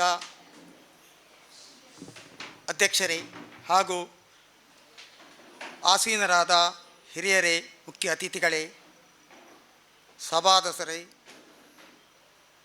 ಪ್ರೇಕ್ಷಕರೇ ಹಾಗೂ ಹಿರಿಯ ಕಿರಿಯ ಮಿತ್ರವರ್ಗದವರೇ, ಯಕ್ಷ ಚೈತನ್ಯ ಅಶ್ವತ್ಥಪುರ ಇದರ ವತಿಯಿಂದ ಸನ್ಮಾನ ಆಗುತ್ತದೆ ಅಂತ ನಾನು ಭಾವಿಸುತ್ತಿರಲಿಲ್ಲ. ಆದರೆ ಮೊನ್ನೆ ಒಂದು ನಮ್ಮ ಸದಾಶಿವ ನೆಲ್ಲಿಮಾರು ನಿಮಗೆ ಸನ್ಮಾನ ಮಾಡ್ತೇವೆ ಒಪ್ಪಬೇಕು ಅಂತ ಅಂದಾಗ ನಾನು ಆಯಿತು ಅಂತ ಹೇಳಿದೆ. ಕಾರಣ, ಒಬ್ಬ ವ್ಯಕ್ತಿಯನ್ನು ಅಳೆಯುವುದಕ್ಕೆ ಸನ್ಮಾನವೇ ಮಾನದಂಡ ಆಗುವುದಿಲ್ಲ. ಆದರೆ ಗುರುತಿಸಿದವರು ಗೌರವಿಸುತ್ತಾರೆ ಅಂತಾದರೆ ಅದನ್ನು ಸ್ವೀಕರಿಸಬೇಕಾದ್ದು ಕಲಾವಿದನ ಆದ್ಯ ಕರ್ತವ್ಯ. ಯಕ್ಷಗಾನ ಕಲಾವಿದನಾಗಿ 42 ವರ್ಷದಿಂದ ಅರ್ಥಧಾರಿಯಾಗಿ ವೃತ್ತಿಪರ ಕಲಾವಿದನಾಗಿ ವ್ಯವಸಾಯ ಮಾಡಿದವ ನಾನು. ಹಾಗೆಂತ ಸಂಪಾದನೆ ದಾರಿಯನ್ನಾಗಿ ಅದನ್ನು ಮಾಡಿಕೊಳ್ಳಿಲ್ಲ. ಹಾಗಂತ ಹೇಳಿ ಕೊಟ್ಟ ಸಂಬಳವನ್ನು ಬೇಡ ಅಂತ ಹೇಳಲಿಲ್ಲ. ನಮ್ಮ ಕಿರಿಕ್ಕಾಡಿನ ಮನೆತನ ಎಂಬುದು ಯಕ್ಷಗಾನವನ್ನು ವೃತ್ತಿಯಾಗಿ ಸ್ವೀಕರಿಸಿದ್ದಲ್ಲ, ಅದನ್ನು ಜೀವನದ ಒಂದು ಅಂಗವಾಗಿ ಧ್ಯೇಯವಾಗಿ ಸ್ವೀಕರಿಸಿದ್ದು. ಹಾಗಾಗಿಯೇ ಮೇಳದಿಂದ ನಾನು ನಿವೃತ್ತನಾದರೂ ಈಗಲೂ ಯಕ್ಷಗಾನ ಅರ್ಥಧಾರಿಯಾಗಿ ವೇಷಧಾರಿಯಾಗಿ ಮುಂದುವರಿಯುತ್ತಾ ಇದ್ದೇನೆ. ಇದಕ್ಕೆ ಕಾರಣ, ನಾನು ಧರ್ಮಸ್ಥಳ ಮೇಳ ಬಿಟ್ಟಾಗ ಇನ್ನು ಮೇಳದಲ್ಲಿ ವೇಷ ಮಾಡುವುದಿಲ್ಲ, ಅರ್ಥ ಹೇಳುವುದಿಲ್ಲ ಅಂದಾಗ ಸ್ವರ್ಗೀಯರಾದ ನನ್ನ ಗುರುಗಳು ಸೂರ್ಯಕುಮೇರಿ ಗೋವಿಂದ ಭಟ್ರು ಹೇಳಿದ್ರು ಒಂದು ಮಾತು, ನೀನು ಯಕ್ಷಗಾನವನ್ನು ಬಿಡಬಾರದು, ಬೇಡಿಕೆ ಇದ್ದಲ್ಲೇ ಹೋಗಿ ಅರ್ಥ ಹೇಳು, ನಿಂದಕರು ಎಲ್ಲ ಕ್ಷೇತ್ರದಲ್ಲೇ ಇರ್ತಾರೆ, ಹಾಗೆಂತ ವೃತ್ತಿ ಕ್ಷೇತ್ರದಲ್ಲಿ ನಿನ್ನ ಸಮಾಧಾನಕ್ಕಾದರೂ ನೀನು ಯಕ್ಷಗಾನದಲ್ಲಿ ಮುಂದುವರಿಬೇಕು ಅಂತ ಹೇಳಿದರು. ಹಾಗಾಗಿ ಗುರುವಾಕ್ಯವನ್ನು ಉಲ್ಲಂಘಿಸುವುದಿಲ್ಲ ಅಂತೇಳಿ ಮರಳಿ ಯಕ್ಷಗಾನ ಅರ್ಥಗಾರಿಕೆಗೆ ವೇಷಗಾರಿಕೆಗೆ ಆರಂಭಿಸಿದೆ. ನನ್ನ ಜೀವನದಲ್ಲಿ ನಾನು ಪ್ರಬುದ್ಧತೆಯನ್ನು ಕಾಣಿದ್ದೇನೆ. ಯಕ್ಷಗಾನದಲ್ಲಿ ಒಬ್ಬ ಸರ್ವಾಂಗೀಣ ಕಲಾವಿದ ಅಂತ ಹೇಳಿಕೊಳ್ಳುವುದಿಲ್ಲ. ಗುರುಗಳು ಹೇಳಿಕೊಟ್ಟದ್ದಕ್ಕೆ ಸ್ವಲ್ಪ ಸೇರಿಸಿ ಯಥಾಶಕ್ತಿಯಾಗಿ ಯಥಾ ಸಾಧ್ಯವಾಗಿ ತಾಳಮದ್ದಲೆಯಲ್ಲಿ ಯಕ್ಷಗಾನ ವೇಷಗಾರಿಕಾ ಕ್ಷೇತ್ರದಲ್ಲಿ ನನ್ನ ಸೇವೆಯನ್ನು ಸಲ್ಲಿಸಿದ್ದೇನೆ. ನನ್ನ ಅಳಿನ ಸೇವೆಯನ್ನು ಗುರುತಿಸಿ ಯಕ್ಷಚೈತನ್ಯ ಅಶ್ವತ್ಥಪುರ ಇವರು ಇಂದು ಈ ಕಾರ್ಯಕ್ರಮದ ಮೂಲಕ ನನ್ನನ್ನು ಘನವಾಗಿ ಸನ್ಮಾನಿಸಿದ್ದೀರಿ. ಈ ಸನ್ಮಾನ ನನ್ನ ವಿದ್ಯೆ ಕಲಿಸಿದ ಗುರುಗಳಿಗೆ, ಹಾಗೆ ನನ್ನ ಜನ್ಮವಿತ್ತ ತಾಯಿ ತಂದೆಯರಿಗೆ ಅಂತ ಭಾವಿಸಿದ್ದೇನೆ ನಾನು. ಯಾಕೆಂದರೆ ನನಗೆ ದೇಹವಿಲ್ಲದಿದ್ದರೆ ಸನ್ಮಾನಕ್ಕೆ ಅರ್ಥ ಇಲ್ಲ, ವ್ಯಕ್ತಿಯೂ ಅಲ್ಲ. ನನ್ನ ಜನ್ಮಕ್ಕೆ ಕಾರಣರಾದ ನನ್ನ ತಂದೆ ತಾಯಿಗಳನ್ನು, ಹಾಗೆ ಯಕ್ಷಗಾನ ಕ್ಷೇತ್ರದಲ್ಲಿ ನನ್ನನ್ನು ಕೈ ಹಿಡಿದು ನಡೆಸಿದ ವಿಷ್ಣುಪದಸ್ಥರಾದಂತಹ ಶ್ರೀ ಸೂರ್ಯಕುಮೇರಿ ಗೋವಿಂದ ಭಟ್ಟರಿಗೆ ಸಮರ್ಪಿಸುತ್ತಾ, ನಿಮ್ಮ ಯಾವತ್ತು ಆಶೀರ್ವಾದ ಶ್ರೀರಕ್ಷೆ ನನಗಿರಲಿ ಅಂತ ಹೇಳಿ ನನ್ನ ಮಾತನ್ನು ಮುಗಿಸ್ತೇನೆ. ಯಕ್ಷಗಾನಂ ಗೆಲ್ಗೆ, ಯಕ್ಷಗಾನಂ ಗೆಲ್ಗೆ.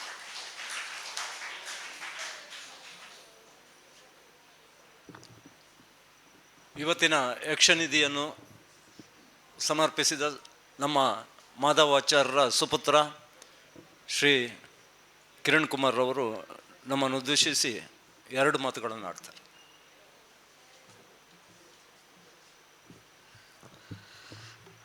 ಅಚ್ಚ ಕನ್ನಡದಲ್ಲಿ ಮಾತಾಡಿ ನನಗೆ ಗೊತ್ತಿಲ್ಲ. ನಾನು ಈ ಥರ ಯಕ್ಷಗಾನದಲ್ಲಿ ಯಾವತ್ತೂ ಇದ್ದವನು ಅಲ್ಲ. ಸೊ ಬರೆದು ತೊಗೊಂಡ್ಬಂದಿದ್ದೇನೆ, ಅದನ್ನು ಹಾಗೇನೆ ಓದ್ತೇನೆ. ಸೊ ವೇದಿಕೆಯಲ್ಲಿ ಉಪಸ್ಥಿತರಿರುವ ಗೌರವಾನ್ವಿತ ಗಣ್ಯರಿಗೂ, ವೇದಿಕೆಯ ಕೆಳಗೆ ನೆರೆದಿರುವಂಥ ಎಲ್ಲ ಯಕ್ಷಗಾನ ಪ್ರೇಮಿಗಳಿಗೂ ಹಾಗೂ ಸ್ನೇಹಿತರಿಗೂ, ಹಿರಿಯರಿಗೂ ನನ್ನ ಆತ್ಮೀಯ ನಮಸ್ಕಾರಗಳು. ಇಂದು ಚೈತನ್ಯ ಬಳಗವು ನನ್ನ ತಂದೆಯವರ ಯಕ್ಷಗಾನದ ಕ್ಷೇತ್ರದ ಸೇವೆ ಮತ್ತು ಸಾಧನೆಯನ್ನು ಸ್ಮರಿಸಿ ಅವರಿಗೆ ಈ ಗೌರವವನ್ನು ಸಲ್ಲಿಸಿರುವುದು ನಮ್ಮ ಕುಟುಂಬಕ್ಕೆ, ನನಗೆ ಹಾಗೂ ನನ್ನ ಅಮ್ಮನಿಗೆ ತುಂಬ ಹೆಮ್ಮೆಯ ಹಾಗೂ ಭಾವಪೂರ್ಣ ಕ್ಷಣವಾಗಿದೆ. ಈ ಸನ್ಮಾನದ ಮೂಲಕ ಅವರ ಜೀವನದ ಸಾಧನೆಗಳನ್ನು ಮತ್ತೊಮ್ಮೆ ಎಲ್ಲರಿಗೂ ಪರಿಚಯಿಸುವಂತಹ ಯಕ್ಷಚೈತನ್ಯದ ಬಳಗದ ಅಧ್ಯಕ್ಷರಿಗೂ, ಪದಾಧಿಕಾರಿಗಳಿಗೂ ಹಾಗೂ ಸದಸ್ಯರಿಗೂ ನಮ್ಮ ಕುಟುಂಬದ ಪರವಾಗಿ ಹೃತ್ಪೂರ್ವಕ ಕೃತಜ್ಞತೆಗಳು. ಈ ಗೌರವವು ಅವರ ಯಕ್ಷಗಾನದ ಮೇಲಿನ ನಿಷ್ಠೆ, ಸಮರ್ಪಣೆ ಮತ್ತು ಪ್ರೀತಿ ಸಲ್ಲಿಸಿದ ಅಮೂಲ್ಯ ನಮನವಾಗಿದೆ. ಈ ಸನ್ಮಾನಕ್ಕೆ ಮತ್ತೊಮ್ಮೆ ಹೃತ್ಪೂರ್ವಕವಾಗಿ ಧನ್ಯವಾದವನ್ನು ಹೇಳುತ್ತಾ, ಯಕ್ಷಚೈತನ್ಯದ ಬಳಗವು ಇನ್ನಷ್ಟು ಯಶಸ್ಸನ್ನು ಸಾಧಿಸಲಿ ಎಂದು ನಾನು ದೇವರಲ್ಲಿ ಪ್ರಾರ್ಥನೆ ಮಾಡಿಕೊಳ್ಳುತ್ತಿದ್ದೇನೆ. ಧನ್ಯವಾದಗಳು. Thank you. ಕೃತಜ್ಞತೆಗಳು ಕಿರಣ್ ಕುಮಾರ್ ಅವರೇ. ನಮ್ಮ ವೇದಿಕೆಯಲ್ಲಿ ಆಸೀನರಾಗಿರುವ ಎಲ್ಲ ಅತಿಥಿಗಳು ಇಂದು ಯಾರು ತುಂಬ ತಡವಾಯಿತು, ಅದಕ್ಕೋಸ್ಕರ ಯಾರು ಹೆಚ್ಚಿಗೆ ಮಾತನಾಡುವುದಿಲ್ಲ. ಅವರು ಕುಳಿತಲ್ಲಿಂದಲೇ ನಮಗೆ ಮನಪೂರ್ವಕವಾಗಿ ಆಶೀರ್ವದಿಸ್ತಾ ಇದ್ದಾರೆ. ಈಗ ಸಭಾಧ್ಯಕ್ಷ ಸ್ಥಾನದಿಂದ ಶ್ರೀಯುತ ದಿವಾಕರ್ ಕಟೀಲ್ರವರು ನಮ್ಮನ್ನು ಉದ್ದೇಶಿಸಿ 2 ಮಾತುಗಳನ್ನು ಆಡಬೇಕು ಅಂತ ಅವರಲ್ಲಿ ಕೇಳ್ಕೊಳ್ತಾ ಇದ್ದೇನೆ.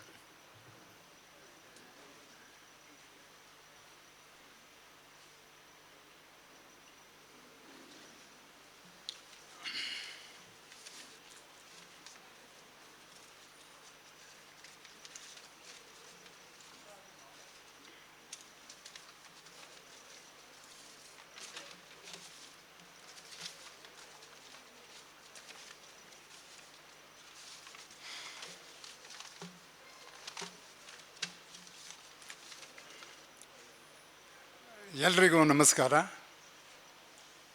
ಯಕ್ಷ ಚೈತನ್ಯದ ಗೌರವಾಧ್ಯಕ್ಷರೇ, ಅಧ್ಯಕ್ಷರೇ, ದೇಶಸ್ಥ ಬ್ರಾಹ್ಮಣ ಪರಿಷತ್ತಿನ ಅಧ್ಯಕ್ಷರೇ, ಶ್ರೀ ಸೀತಾರಾಮಚಂದ್ರ ದೇವಳದ ಆಡಳಿತ ಮುಕ್ತೇಶ್ವರರೇ, ಹಾಗೂ ಈ ಸಂಘದ ಪದಾಧಿಕಾರಿಗಳೇ, ಹಾಗೂ ನೆರೆದಂಥ ಇಲ್ಲಿ ಸಭಾಸದರೇ,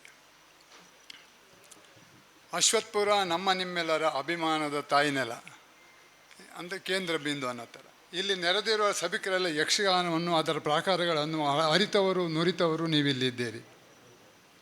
ಆದರೆ ನಾನೇನು ಯಕ್ಷ ಪಂಡಿತನೂ ಅಲ್ಲ, ಯಕ್ಷ ವಿಮರ್ಶಕನೂ ಅಲ್ಲ, ಯಕ್ಷ ಪ್ರಕಾರಗಳಲ್ಲಿ ಭಾಗವಹಿಸೋನೂ ಅಲ್ಲ, ಒಳ್ಳೆಯ ಸಭೆಯಲ್ಲಿ ಮಾಡುವ ಭಾಷಣಕಾರನೂ ಅಲ್ಲ. ನನಗೆ ಕೇವಲ ಯಕ್ಷಗಾನದ ಬಗ್ಗೆ ಆಸಕ್ತಿ ಇದೆ, ತುಡಿತ ಇದೆ, ಮನಸ್ಸಿನೊಳಗೆ ಯಕ್ಷಗಾನವನ್ನೇ ತುಂಬಿಸ್ಕೊಂಡಿದ್ದೇನೆ. ಹಾಗಾಗಿ ನಾನು ಬ್ಯಾಂಕ್ನಲ್ಲಿದ್ದಾಗೂ ಕೂಡ ಹಾಗೆ, ಬ್ಯಾಂಕಿನ ಹೊರಗೆ ಬಂದೆ, ರಿಟೈರ್ಡ್ ಆದಮೇಲೆ ಕೂಡ ಯಕ್ಷಗಾನದಲ್ಲಿ ತೊಡ್ಕೊಂಡಿದ್ದೇನೆ ಅಂತ ಅಷ್ಟು ಸೂಕ್ಷ್ಮವಾಗಿ ಹೇಳಬಲ್ಲೆ. ಬಾಲ್ಯದಿಂದಲೂ ಯಕ್ಷಗಾನದ ಗೀಳು ಅಂದಿನ ಜಮಾನದವರಿಗೆಲ್ಲ ಇದ್ದಂತೆ ನನಗೂ ಇದೆ.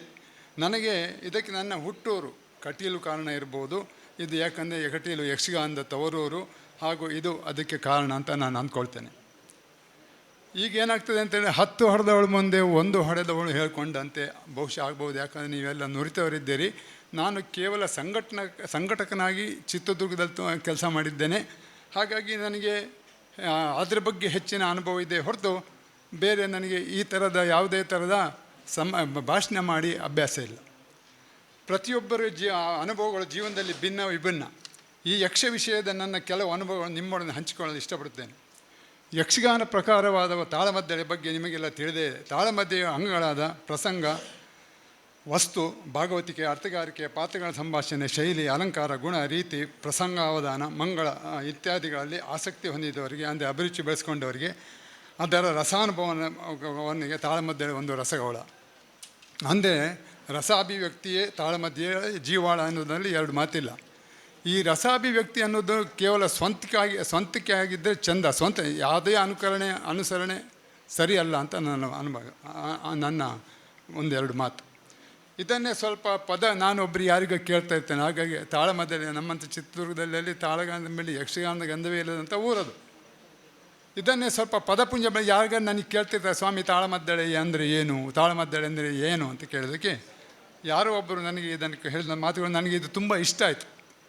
ಶಬ್ದಗಳ ಇಟ್ಟಿಗೆಗಳನ್ನು ಪೇರಿಸುತ್ತಾ, ತರ್ಕದ ಕಮ್ಮಗಳನ್ನು ಊರುತ್ತಾ, ವಾದ ಸರಣಿಯ ಗೋಡೆಯನ್ನು ಕಟ್ಟುತ್ತಾ, ವಿಚಾರದ ಕಿಟಕಿಯನ್ನು ತೆರೆಯುತ್ತಾ, ಮಂಗಳವಾಗುವ ಹೊತ್ತಿಗೆ ಮಾತಿನ ಮನೆ ಬೆಳೆದು ನಿಂತಿರುವಂತೆ ಮಾಡುವ ಶಕ್ತಿ ಇರುವುದು ಒಂದೆಡೆಯಾದರೆ, ನೆರೆದವರಲ್ಲಿ ಆಸಕ್ತಿ ಕುದುರಿಸುತ್ತಾ ಆದಿಯಿಂದ ಅಂತ್ಯದವರೆಗೆ ಅವರನ್ನು ಹಿಡಿದಿಟ್ಟುಕೊಳ್ಳುತ್ತಾ, ವಸ್ತುವನ್ನು ಅರಿತು ಮನನ ಮಾಡಿಕೊಳ್ಳುತ್ತಾ, ಮೆಲುಕು ಹಾಕಿಕೊಳ್ಳುವಂತೆ ಮಾಡುವ ಶಕ್ತಿ ಈ ತಾಳಮದ್ದಳೆ ಅಂತ ಹೇಳಿದರು.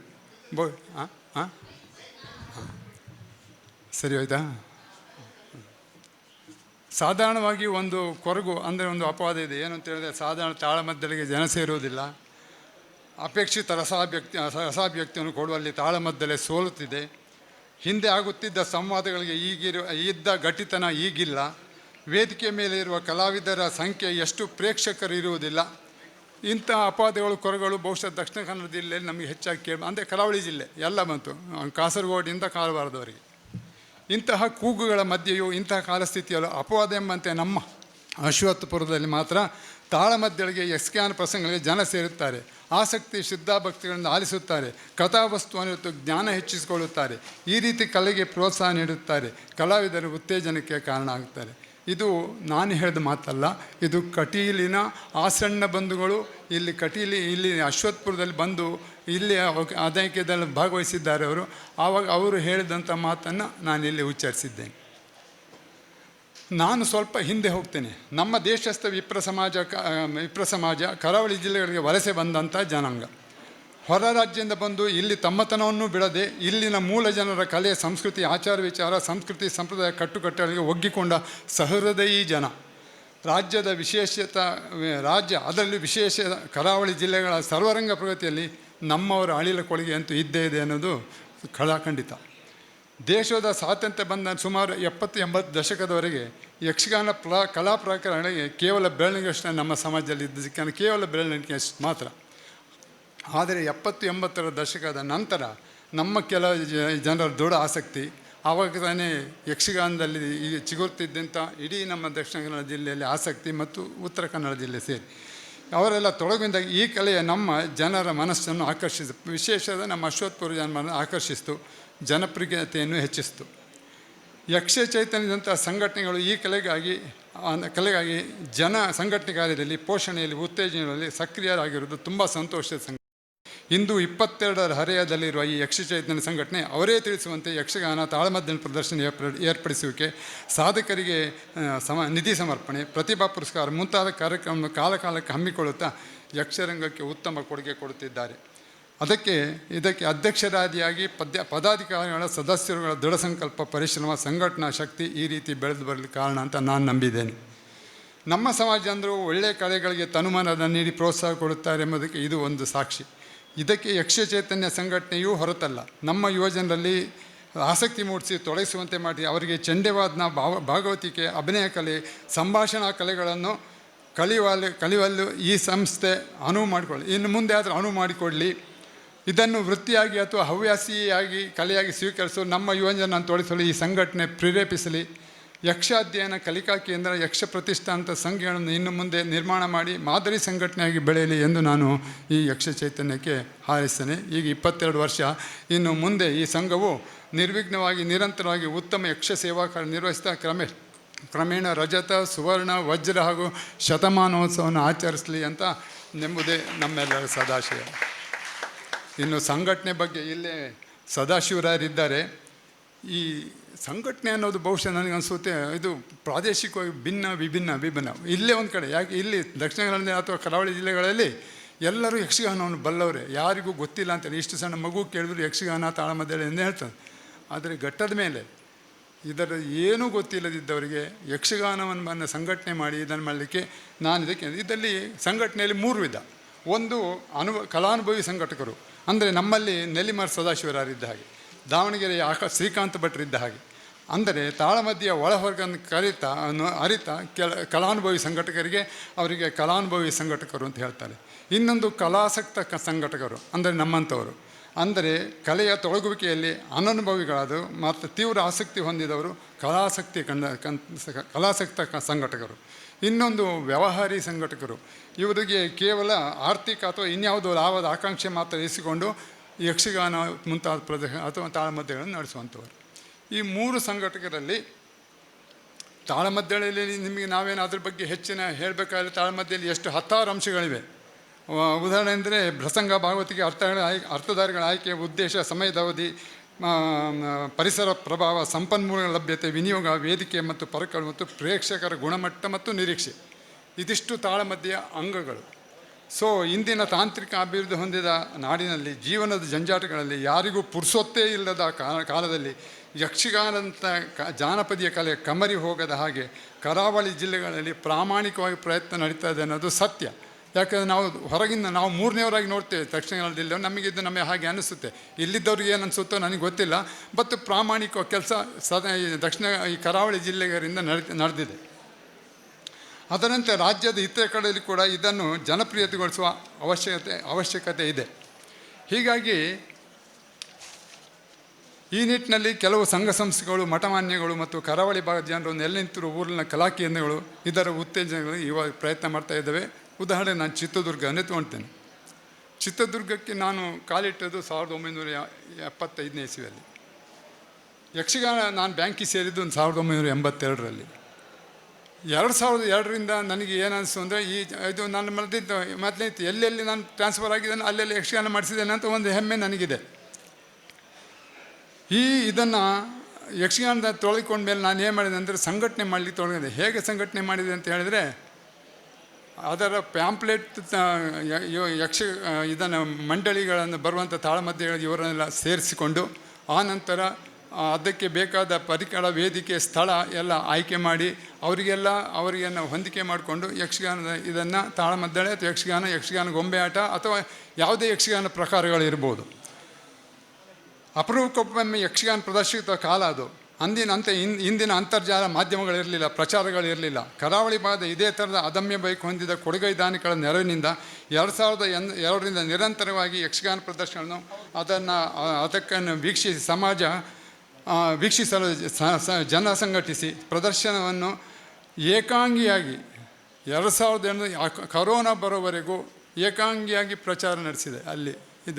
ಇವತ್ತಿನ ದಿನಕ್ಕೆ ಯಕ್ಷಗಾನ ಅಂದರೆ ಇಷ್ಟೆಲ್ಲ ಮಾಧ್ಯಮಗಳಿದ್ದಾವೆ, ಯೂಟ್ಯೂಬ್ ಇದೆ, ಅನೇಕ ಅಂತರ್ಜಾಲ ಇದಿದ್ದಾವೆ. ಇವೆಲ್ಲದರ ಮಧ್ಯೆಯೂ ನಾವು ಅಲ್ಲಿನ ಜನರಿಗೆ ಇದರ ಬಗ್ಗೆ ಆಸಕ್ತಿ ಕುದುರಿಸಲ್ಲಿ ವಿಫಲರಾಗಿದ್ದೇವೆ ಅಂತಲೇ ಹೇಳಬೇಕು. ಯಾಕಂದರೆ ಕೆಲವೇ ಜನಗಳನ್ನು, ಆಸಕ್ತಿ ಜನರನ್ನು ನಾವು ಸೇರಿಸಿ ಅವರಿಗೂ ಸಮೇತ ಅವರಿಗೆ ಯಕ್ಷಗಾನ ಆಸಕ್ತಿ ಮೂಡಿಸುವಲ್ಲಿ ಯಶಸ್ವಿಯಾಗಿದ್ದೇವೆ ಹೊರತು ಅಲ್ಲಿರುವ ಹೆಚ್ಚು ಜನಕ್ಕೆ ಅಲ್ಲಿ ತಲುಪಲಿಕ್ಕೆ ಆಗಲಿಲ್ಲ ಎಂಬ ಕೊರಗು ನನಗೂ ಇವತ್ತಿಗೂ ಇದೆ. ಇದು ಜನಸಂಘಟನೆ ಒಂದೊಂದು ಕಡೆ ಒಂದೊಂದು ಆಯಾ ಪ್ರದೇಶಕ್ಕೆ ಬಿಟ್ಟದ್ದು. ನಾನೇನು ಚಿತ್ರದುರ್ಗ ಜಿಲ್ಲೆಯಲ್ಲಿ ಯಕ್ಷಗಾನದಲ್ಲಿ ಬ್ಯಾಂಕ್ ಮ್ಯಾನೇಜರ್ಗಿಂತ ಹೆಚ್ಚಾಗಿ ನಾನು ಯಕ್ಷಗಾನ ಮಾಡಿಸ್ತಾರಲ್ಲ ದಿವಾಕರ್ ಅಂತ ಹೇಳಿದ್ರೆ ಯಾರು ಚಿತ್ರದುರ್ಗದಲ್ಲಿ ಹೇಳ್ತಾರೆ. ಇದು ನನ್ನ ಅಹಮ್ಮಲ್ಲ, ಇದು ನನ್ನ ವಾಸ್ತವ ವಿಷಯ. ಈ ರೀತಿ ಸಂಘಟನೆ ತೊಡಗಿದ ಸದಾಶಿವರಾಯರು ಯಾವ ಥರ ಸಂಘಟನೆ ಮಾಡ್ತಾರೆ ಅಂತ ನನಗೆ ಗೊತ್ತಿಲ್ಲ. ಆದರೆ ದಾವಣಗೆರೆಯಲ್ಲಿ ಒಬ್ಬರು ಶ್ರೀಕಾಂತ್ ಭಟ್ರು ಅಂತಿದ್ದಾರೆ. ಅವ್ರು ಏನು ಮಾಡ್ತಾರೆ ಅಂತ ಹೇಳಿದ್ರೆ, ಅವರು ದೊಡ್ಡವನ್ನು 7-8 ಯಕ್ಷಗಾನ ಪ್ರದರ್ಶನಗಳು ಇವತ್ತು ಒಂದೊಂದು ವರ್ಷದಲ್ಲಿ 7-8 ಕಾರ್ಯಕ್ರಮಗಳನ್ನು ಕೊಡ್ತಾರೆ. ತಾಳಮದ್ದಳೆ ಕಾರ್ಯಕ್ರಮ ಕೊಡಿಸ್ತಾರೆ. ಇದಕ್ಕೆ ದಾವಣಗೆರೆ ದೊಡ್ಡ ಊರು ಬಿಡಿ, ಅಲ್ಲಿನ ಜನಸಮುದಾಯವನ್ನು ಅವರವರ ಸಂಘಟನೆಗಳ ಮೂಲಕ ಅವರವರ ಆರಾಧ್ಯ ದೇವರ ಗುರುಗಳ ಪ್ರಸಂಗಗಳನ್ನು ರಚನೆ ಮಾಡಿಸಿ ಪ್ರದರ್ಶನ ಇರುವಂತೆ ಮಾಡಿ ಜನಮನ ಸೆಳೆದಿದ್ದಾರೆ. ಇದು ಅವರ ಸಂಘಟನೆಯ ವೈಖರಿ. ಉದಾಹರಣೆಗೆ ಕುರುಬರ ಜನಾಂಗದವರಿಗೆ ಬೀರಲಿಂಗೇಶ್ವರ ಮಹಾತ್ಮೆ, ವೈಶ್ಯ ಸಮುದಾಯದವರಿಗೆ ಶ್ರೀ ವಾಸವಿ ಮಹಾತ್ಮೆ, ಲಿಂಗಾಯತ ಸಮುದಾಯದವರಿಗೆ ಬಸವೇಶ್ವರ ಮಹಾತ್ಮೆ, ದೇಶಸ್ಥ ಬ್ರಾಹ್ಮಣರಿಗೆ ಬ್ರಹ್ಮಚೈತನ್ಯ ಮಹಾತ್ಮೆ. ಈ ಥರ ಅವರು ಪ್ರಸಂಗಗಳನ್ನು ಕೊಲೆಕಾಡು ಗಣೇಶ ಅವ್ರ ಬರೆಸಿ ಪ್ರಸಂಗಗಳನ್ನು ರಚಿಸಿ ಅಲ್ಲಿ ಪ್ರಚಾರ ಮಾಡಿದರು. ಅಲ್ಲಿ ಆ ಸಮುದಾಯದ ಜನ ಬಂದು ಯಕ್ಷಗಾನ ನೋಡ್ತಾ ನಮ್ದೈತಲ್ಲೇ, ನಮ್ದೈತೆ, ನಮ್ಮ ದೇವ್ರದ್ದೈತೆ, ನಮ್ಮ ಗುರುಗಳದ್ದೈತೆ ಅಂತ ಹೇಳಿ ಅಲ್ಲಿ ಇದು ಮಾಡಿದರು. ಸೊ ಹೀಗೆ ಸಂಘಟನೆಗೆ ನಾನಾ ದಾರಿಗಳು. ಇನ್ನು ನೀವು ಉತ್ತರ ಕನ್ನಡ ಕಡೆ ಹೋದರೆ ಅವರು ಇನ್ನೊಂದು ಮನೆ ಹೇಳ್ತಾರೆ ನಾವು ಹೇಗೆ ಸಂಘಟನೆ ಮಾಡಿದ್ದೀವಿ ಅಂತ. ಹಾಗಾಗಿ ಸಂಘಟನೆ ಆಗುವುದು ಸುಲಭ ಕೆಲಸ ಅಲ್ಲ, ಇದಕ್ಕೆ ತುಂಬ ಪರಿಶ್ರಮ, ಸತತ ಇದೆಲ್ಲ ಬೇಕಾಗ್ತದೆ. ಹಾಗಾಗಿ ನಾವೆಲ್ಲರೂ ಯಕ್ಷಗಾನವನ್ನು ನಮ್ಮದೇ ಆದ ರೀತಿಯಲ್ಲಿ ಮೆರೆಸೋಣ, ಕಲೆಯನ್ನು ಉಳಿಸೋಣ, ಬೆಳೆಸೋಣ. ಯಕ್ಷಗಾನಂ ವಿಶ್ವಗಾನಂ. ಜೈ ಶ್ರೀರಾಮ್.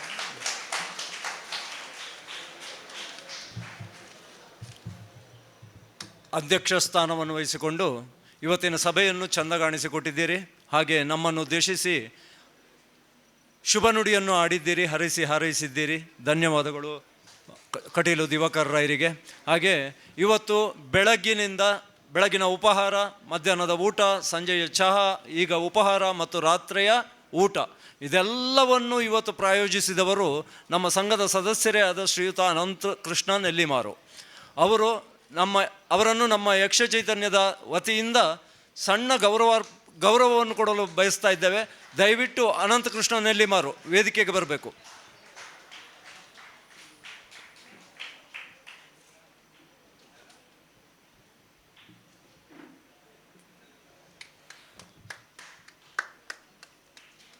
ಈಗ ನಡೆಯುತ್ತಿರುವ ಸೀತಾರಾಮಚಂದ್ರ ದೇವಸ್ಥಾನದಲ್ಲಿ ನಡೆಯುತ್ತಿರುವ ಶ್ರೀರಾಮ ಸಪ್ತಾಹದ ಗುರುಪೂರ್ಣಿಮಾ ಸಪ್ತಾಹದ ಇವತ್ತಿನ ಸೇವಾದಾರರು ಕೂಡ ಅವರೇ ಆಗಿದ್ದಾರೆ. ಅವರಿಗೆ ಶ್ರೀ ಸೀತಾರಾಮಚಂದ್ರ ದೇವರು ಆಯುರ ಆರೋಗ್ಯ ಐಶ್ವರ್ಯವನ್ನು ಕೊಟ್ಟು ಕಾಪಾಡಲಿ ಅಂತ ಅನಂತ ಚೈತನ್ಯದ ಹಾಗೂ ಸದಸ್ಯರು ಹಾಗೂ ಎಲ್ಲರೂ ಹಾರೈಸ್ತಾ ಇದ್ದೇವೆ. ಧನ್ಯವಾದಗಳು ಅನಂತ ನೆಲ್ಲಿಮಾರವರೇ. ಈಗ ಎಲ್ಲರನ್ನು ಉದ್ದೇಶಿಸಿ ಇವತ್ತಿನ ಸಭಾ ಕಾರ್ಯಕ್ರಮದ ಕೊನೆಯ ಹಂತಕ್ಕೆ ಬಂದು ಮುಟ್ಟಿದ್ದೇವೆ. ಎಲ್ಲರನ್ನು ಉದ್ದೇಶಿಸಿ ಧನ್ಯವಾದ ಸಮರ್ಪಣೆಯನ್ನು ಕೊಡಲಿದ್ದಾರೆ ಶ್ರೀಯುತ ಸುರೇಂದ್ರ ಬಡಗಾಬೆಟ್ಟು ಇವರು. ಆತ್ಮೀಯ ಎಲ್ಲ ಕಲಾಭಿಮಾನಿ ಬಂಧುಗಳೇ, ಯಕ್ಷ ಚೈತನ್ಯ ಅಶ್ವತ್ಥಪುರ ನಮ್ಮ 22ನೇ ವರ್ಷದ ವಾರ್ಷಿಕೋತ್ಸವದ ಕಾರ್ಯಕ್ರಮದಲ್ಲಿ ಇವತ್ತು ಅಧ್ಯಕ್ಷತೆಯನ್ನು ವಹಿಸಿಕೊಂಡಿರ್ತಕ್ಕಂಥ ಚಿತ್ರದುರ್ಗ ಜಿಲ್ಲೆಯ ಬ್ರಾಹ್ಮಣ ಒಕ್ಕೂಟ ಸಭಾದ ಅಧ್ಯಕ್ಷ ಆಗಿರ್ತಕ್ಕಂಥ ನಿವೃತ್ತ ಬ್ಯಾಂಕ್ ಅಧಿಕಾರಿ ಆಗಿರ್ತಕ್ಕಂಥ ಶ್ರೀಯುತ ದಿವಾಕರ್ ರಾವ್ ಕಟೀಲ್ ಇವರಿಗೆ ನಮ್ಮೆಲ್ಲರ ಪರವಾಗಿ ಪ್ರೀತಿಯ ಗೌರವವನ್ನು ಸಲ್ಲಿಸ್ತಾ ಇದ್ದೇವೆ. ಇವರಿಗೆ ನಮ್ಮ ಅಧ್ಯಕ್ಷರು ಗೌರವದ ಶಾಲು ಮತ್ತು ಸ್ಮರಣಿಕೆ ನೀಡಿ ಗೌರವವನ್ನು ಸಲ್ಲಿಸಬೇಕು ವಿನಂತಿಯನ್ನು ಮಾಡ್ಕೊಳ್ತೇವೆ. ಇವರಿಗೆ ನಮ್ಮ ಎಲ್ಲ ಕಲಾಭಿಮಾನಿ ಬಂಧುಗಳ ಪರವಾಗಿ, ಯಕ್ಷ ಚೈತನ್ಯ ಪರವಾಗಿ ಮತ್ತು ಶ್ರೀತಾರಾಮಚ ದೇವಸ್ಥಾನದ ಪರವಾಗಿ ತುಂಬು ಧನ್ಯವಾದಗಳನ್ನು ಸಲ್ಲಿಸ್ತಾ ಇದ್ದೇವೆ.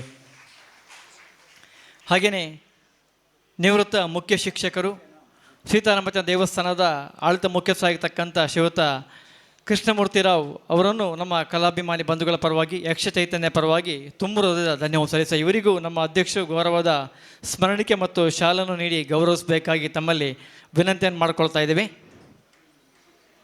ಇದು ಯಕ್ಷ ಚೈತನ್ಯದ ವತಿಯಿಂದ ಕೊಡುವಂಥ ಗೌರವವನ್ನು ಸರ್ ತಾವು ಖಂಡಿತ ಪಡೀಲೇಬೇಕು. ಪ್ರೀತಿಯಿಂದ ಕೊಡುವಂಥ, ನಾವೆಲ್ಲರೂ ಸೇರಿ ಪ್ರೀತಿಯಿಂದ ಕೊಡುವಂಥ ಗೌರವ. ಎಲ್ಲ ಯಕ್ಷ ಚೈತನ್ಯ 22 ವರ್ಷ ನಿರಂತರವಾಗಿ ಕಲಾ ಸೇವೆಯನ್ನು ಮಾಡ್ಕೊಂಡು ಬಂದು ಇವತ್ತು ತುಂಬ ಅದ್ಧೂರಿಯ ಕಾರ್ಯಕ್ರಮ ಬೆಳಿಗ್ಗೆಯಿಂದ ಸಂಜೆವರೆಗೆ ರಾತ್ರಿವರೆಗೆ ಮುನ್ನಡೀತಾ ಇದೆ.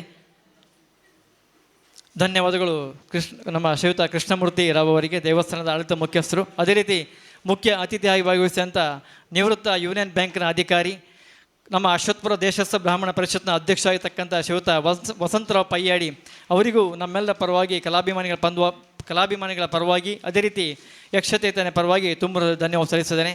ಅದೇ ರೀತಿ ಇವತ್ತಿನ ವೇದಿಕೆಯಲ್ಲಿ ಆಚರಿಸತಕ್ಕಂಥ ನಮ್ಮ ಸಂಘದ ಗೌರವ ಅಧ್ಯಕ್ಷರು ವೇದಮೂರ್ತಿ ಪ್ರಭಾಕರ್ ಭಟ್ರವರಿಗೂ ನಮ್ಮ ಯಕ್ಷರಂಗದ ಪರವಾಗಿ ಮತ್ತು ಎಲ್ಲ ಕಲಾಭಿಮಾನಿಗಳ ಪರವಾಗಿ ತುಂಬ ಹೃದಯದ ಧನ್ಯವಾದ ಸಲ್ಲಿಸ್ತಾ ಇದ್ದೇವೆ. ನಮ್ಮ ಯಕ್ಷ ಚೈತನ್ಯದ ಅಧ್ಯಕ್ಷರು ನಿವೃತ್ತ ಬ್ಯಾಂಕ್ ಅಧಿಕಾರಿ ಇರತಕ್ಕಂಥ ಕಟೀಲು ಕೃಷ್ಣಮೂರ್ತಿರಾವ್ ನಿಮಗೂ ನಮ್ಮೆಲ್ಲ ಪರವಾಗಿ ಪ್ರೀತಿಯ ಧನ್ಯವಾದ ಸಲ್ಲಿಸ್ತಾ ಇದ್ದೇವೆ.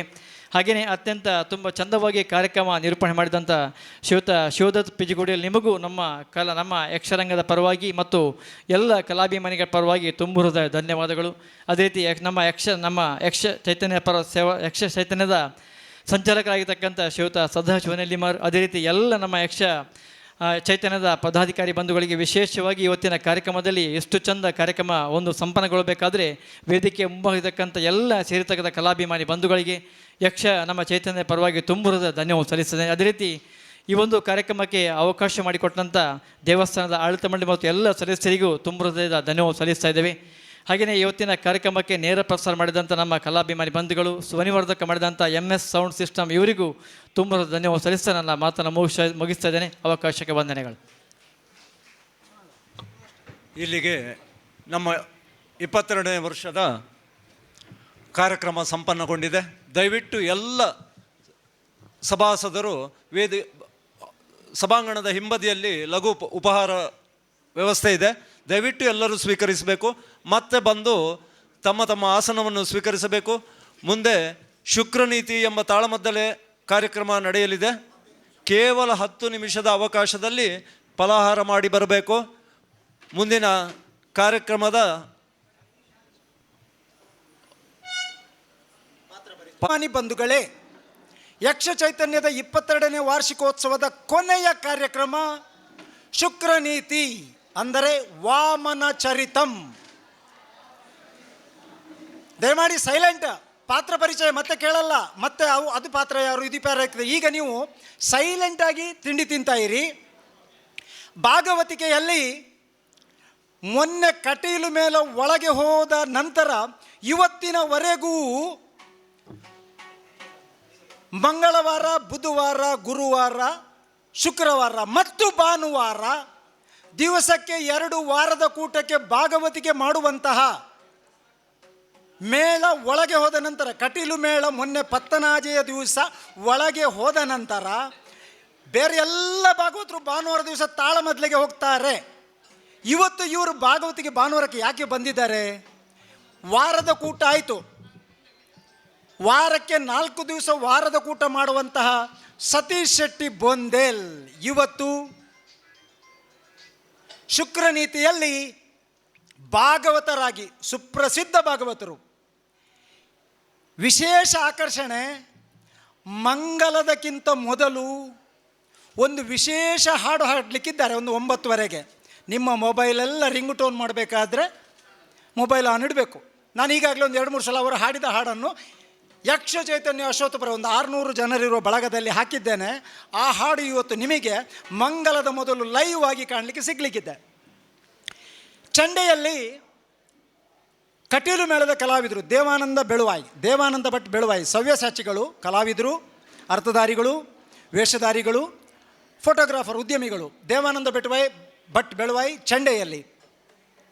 ಮದ್ದಳೆಯಲ್ಲಿ ಉದಯೋನ್ಮುಖ ಯುವ ಕಲಾವಿದ ಸತ್ಯಜಿತ್ ರಾವ್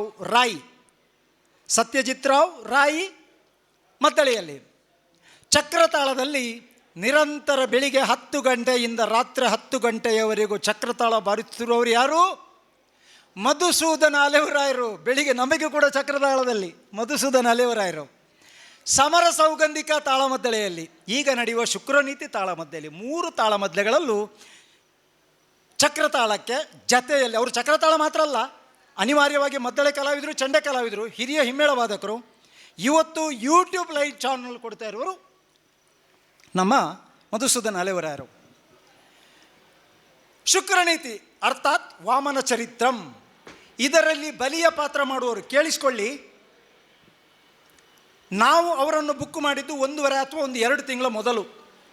ಉಜಿರೆ ಅಶೋಕ್ ಭಟ್ ಬಲಿಯ ಪಾತ್ರ ಮಾಡುವವರು 2 ತಿಂಗಳ ಮೊದಲು ಬುಕ್ ಮಾಡಿದರೆ ಯಾರು ಯಾವಾಗ ಏನಾಗ್ತದೆ ಮನೆಗಳಲ್ಲಿ ಅಂತ ಹೇಳಲಿಕ್ಕೆ ಬರ್ತದಾ? ಅವರ ಕಾಶ ಚಿಕ್ಕಮ್ಮನ 13ನೇ ದಿವಸದ ಕಾರ್ಯಕ್ರಮ ಇವತ್ತು, ವೈಕುಂಠ ಸಮರಾಧನೆ. ಅವರ ಕಾಶ ಚಿಕ್ಕಮ್ಮ ಅವರು ಒಪ್ಪಿಕೊಂಡಿದ್ದಾರೆ. ಇವತ್ತು ರಾತ್ರಿ ನಾನೊಂದು 12-1 ಗಂಟೆಗೆ ಹರಪನಹಳ್ಳಿಗೆ ಮುಟ್ಟಿದ್ದಾರೆ ಅಂತ ಮೊದಲೇ ಒಪ್ಪಿಕೊಂಡಿದ್ದಾರೆ. ಇನ್ನೊಂದು ಕಾರ್ಯಕ್ರಮ. ಆದರೆ ಹರಪನಹಳ್ಳಿಗೆ ಅವರು ಹೋಗಬೇಕೆ, ಇಲ್ಲಿಂದಲೇ ಹೋಗ್ತಾರೆ. ಚಿಕ್ಕಮ್ಮನ 13ನೇ ದಿವಸದ ಕಾರ್ಯಕ್ರಮ ಇಂದು ಬಂದದ್ದರಿಂದ ಕೊನೆಗೂ ನಮಗೆ ಲಭ್ಯವಾಗಿದ್ದಾರೆ. ಇಲ್ಲದಿದ್ದರೆ ಮತ್ತೊಂದು ಟೆನ್ಷನ್, ಬಲಿಗೆ ಪಾತ್ರಕ್ಕೆ ಯಾರನ್ನು ಹುಡುಕುವುದಪ್ಪ ಅಂತ. ಈಗ ತಾನೇ ಬಂದರು ಉಜಿರೆ ಅಶೋಕ್ ಭಟ್. ಒಂಟಿ ಸಲಗ ಖ್ಯಾತಿಯ ಏಕಮೇವಾದ್ವಿತೀಯ ಅರ್ಥಧಾರಿಗಳಾದಂತಹ ಉಜಿರೆ ಅಶೋಕ್ ಭಟ್ರಿಂದ ಬಲಿಯ ಪಾತ್ರ. ಶುಕ್ರಾಚಾರ್ಯನ ಪಾತ್ರದಲ್ಲಿ ಸುಪ್ರಸಿದ್ಧರು, ಪ್ರಸಂಗಕರ್ತರು. ಏನದು ಪಂಜರ ಪಕ್ಷಿ ಭಾಳ ಹೈ ಓಡ್ತಾ ಉಂಟು, ಆ ಪ್ರಸಂಗಕರ್ತರು ತೀರ್ಥಹಳ್ಳಿಯವರು. ಪವನ್ ಕಿರಣ್ ಕೆರೆ ಆಳ್ವಾಸ್ನ ಲೆಕ್ಚರರು, ಈಗ MGMನಲ್ಲಿ ಲೆಕ್ಚರರ್, ಉಡುಪಿಯ ಪ್ರಸಿದ್ಧರು, ಅರ್ಥಧಾರಿಗಳು. ನೀವು ಕಳೆದ ವರ್ಷ ಕೇಳಿದ್ದೀರಿ. ಅವರು ಇವತ್ತು ಶುಕ್ರಾಚಾರ್ಯನ ಪಾತ್ರದಲ್ಲಿ, ವಾಮನನ ಪಾತ್ರದಲ್ಲಿ ಮತ್ತೊಬ್ಬರು ಸುಪ್ರಸಿದ್ಧರು, ಕಟೀಲು ಮೇಳದ ಭಾಗವತರೇ ಪ್ರಸಿದ್ಧರು, ದೇವಿ ಪ್ರಸಾದ್ ಆಳ್ವ ತಲಪಾಡಿ. ಅವರ ಕಾಸ ಸಹೋದರ ಸದಾಶಿವ್ ಆಳ್ವ ತಲಪಾಡಿ ಇವರು ವಾಮನನ ಪಾತ್ರದಲ್ಲಿ. ಆಯ್ತಾ? ಟೀ ಕುಡ್ದಾಯ್ತಾ? ಆಸೀನರಾಗ್ಬೋದಾ? ಇಂಥ ದೊಡ್ಡ ಹಿರಿಯ ಕಲಾವಿದರು ಈಗ ತಾನೇ ವೇದಿಕೆ ಆಸೀನರಾದಾಗ ತಾವುಗಳು ಫಲಾಹಾರವನ್ನು ಶೀಘ್ರ ಮುಗಿಸಿ ಬಂದು ಕೂತ್ಕೊಳ್ಬೇಕು, ಅಥವಾ ಇಲ್ಲೇ ಕೂತ್ಕೊಂಡು ಫಲಾಹಾರ ಮಾಡಿ. ಇಲ್ಲಿಗೆ ಕಾರ್ಯಕ್ರಮದ ಸಂಪನ್ನಾಗಿದೆ.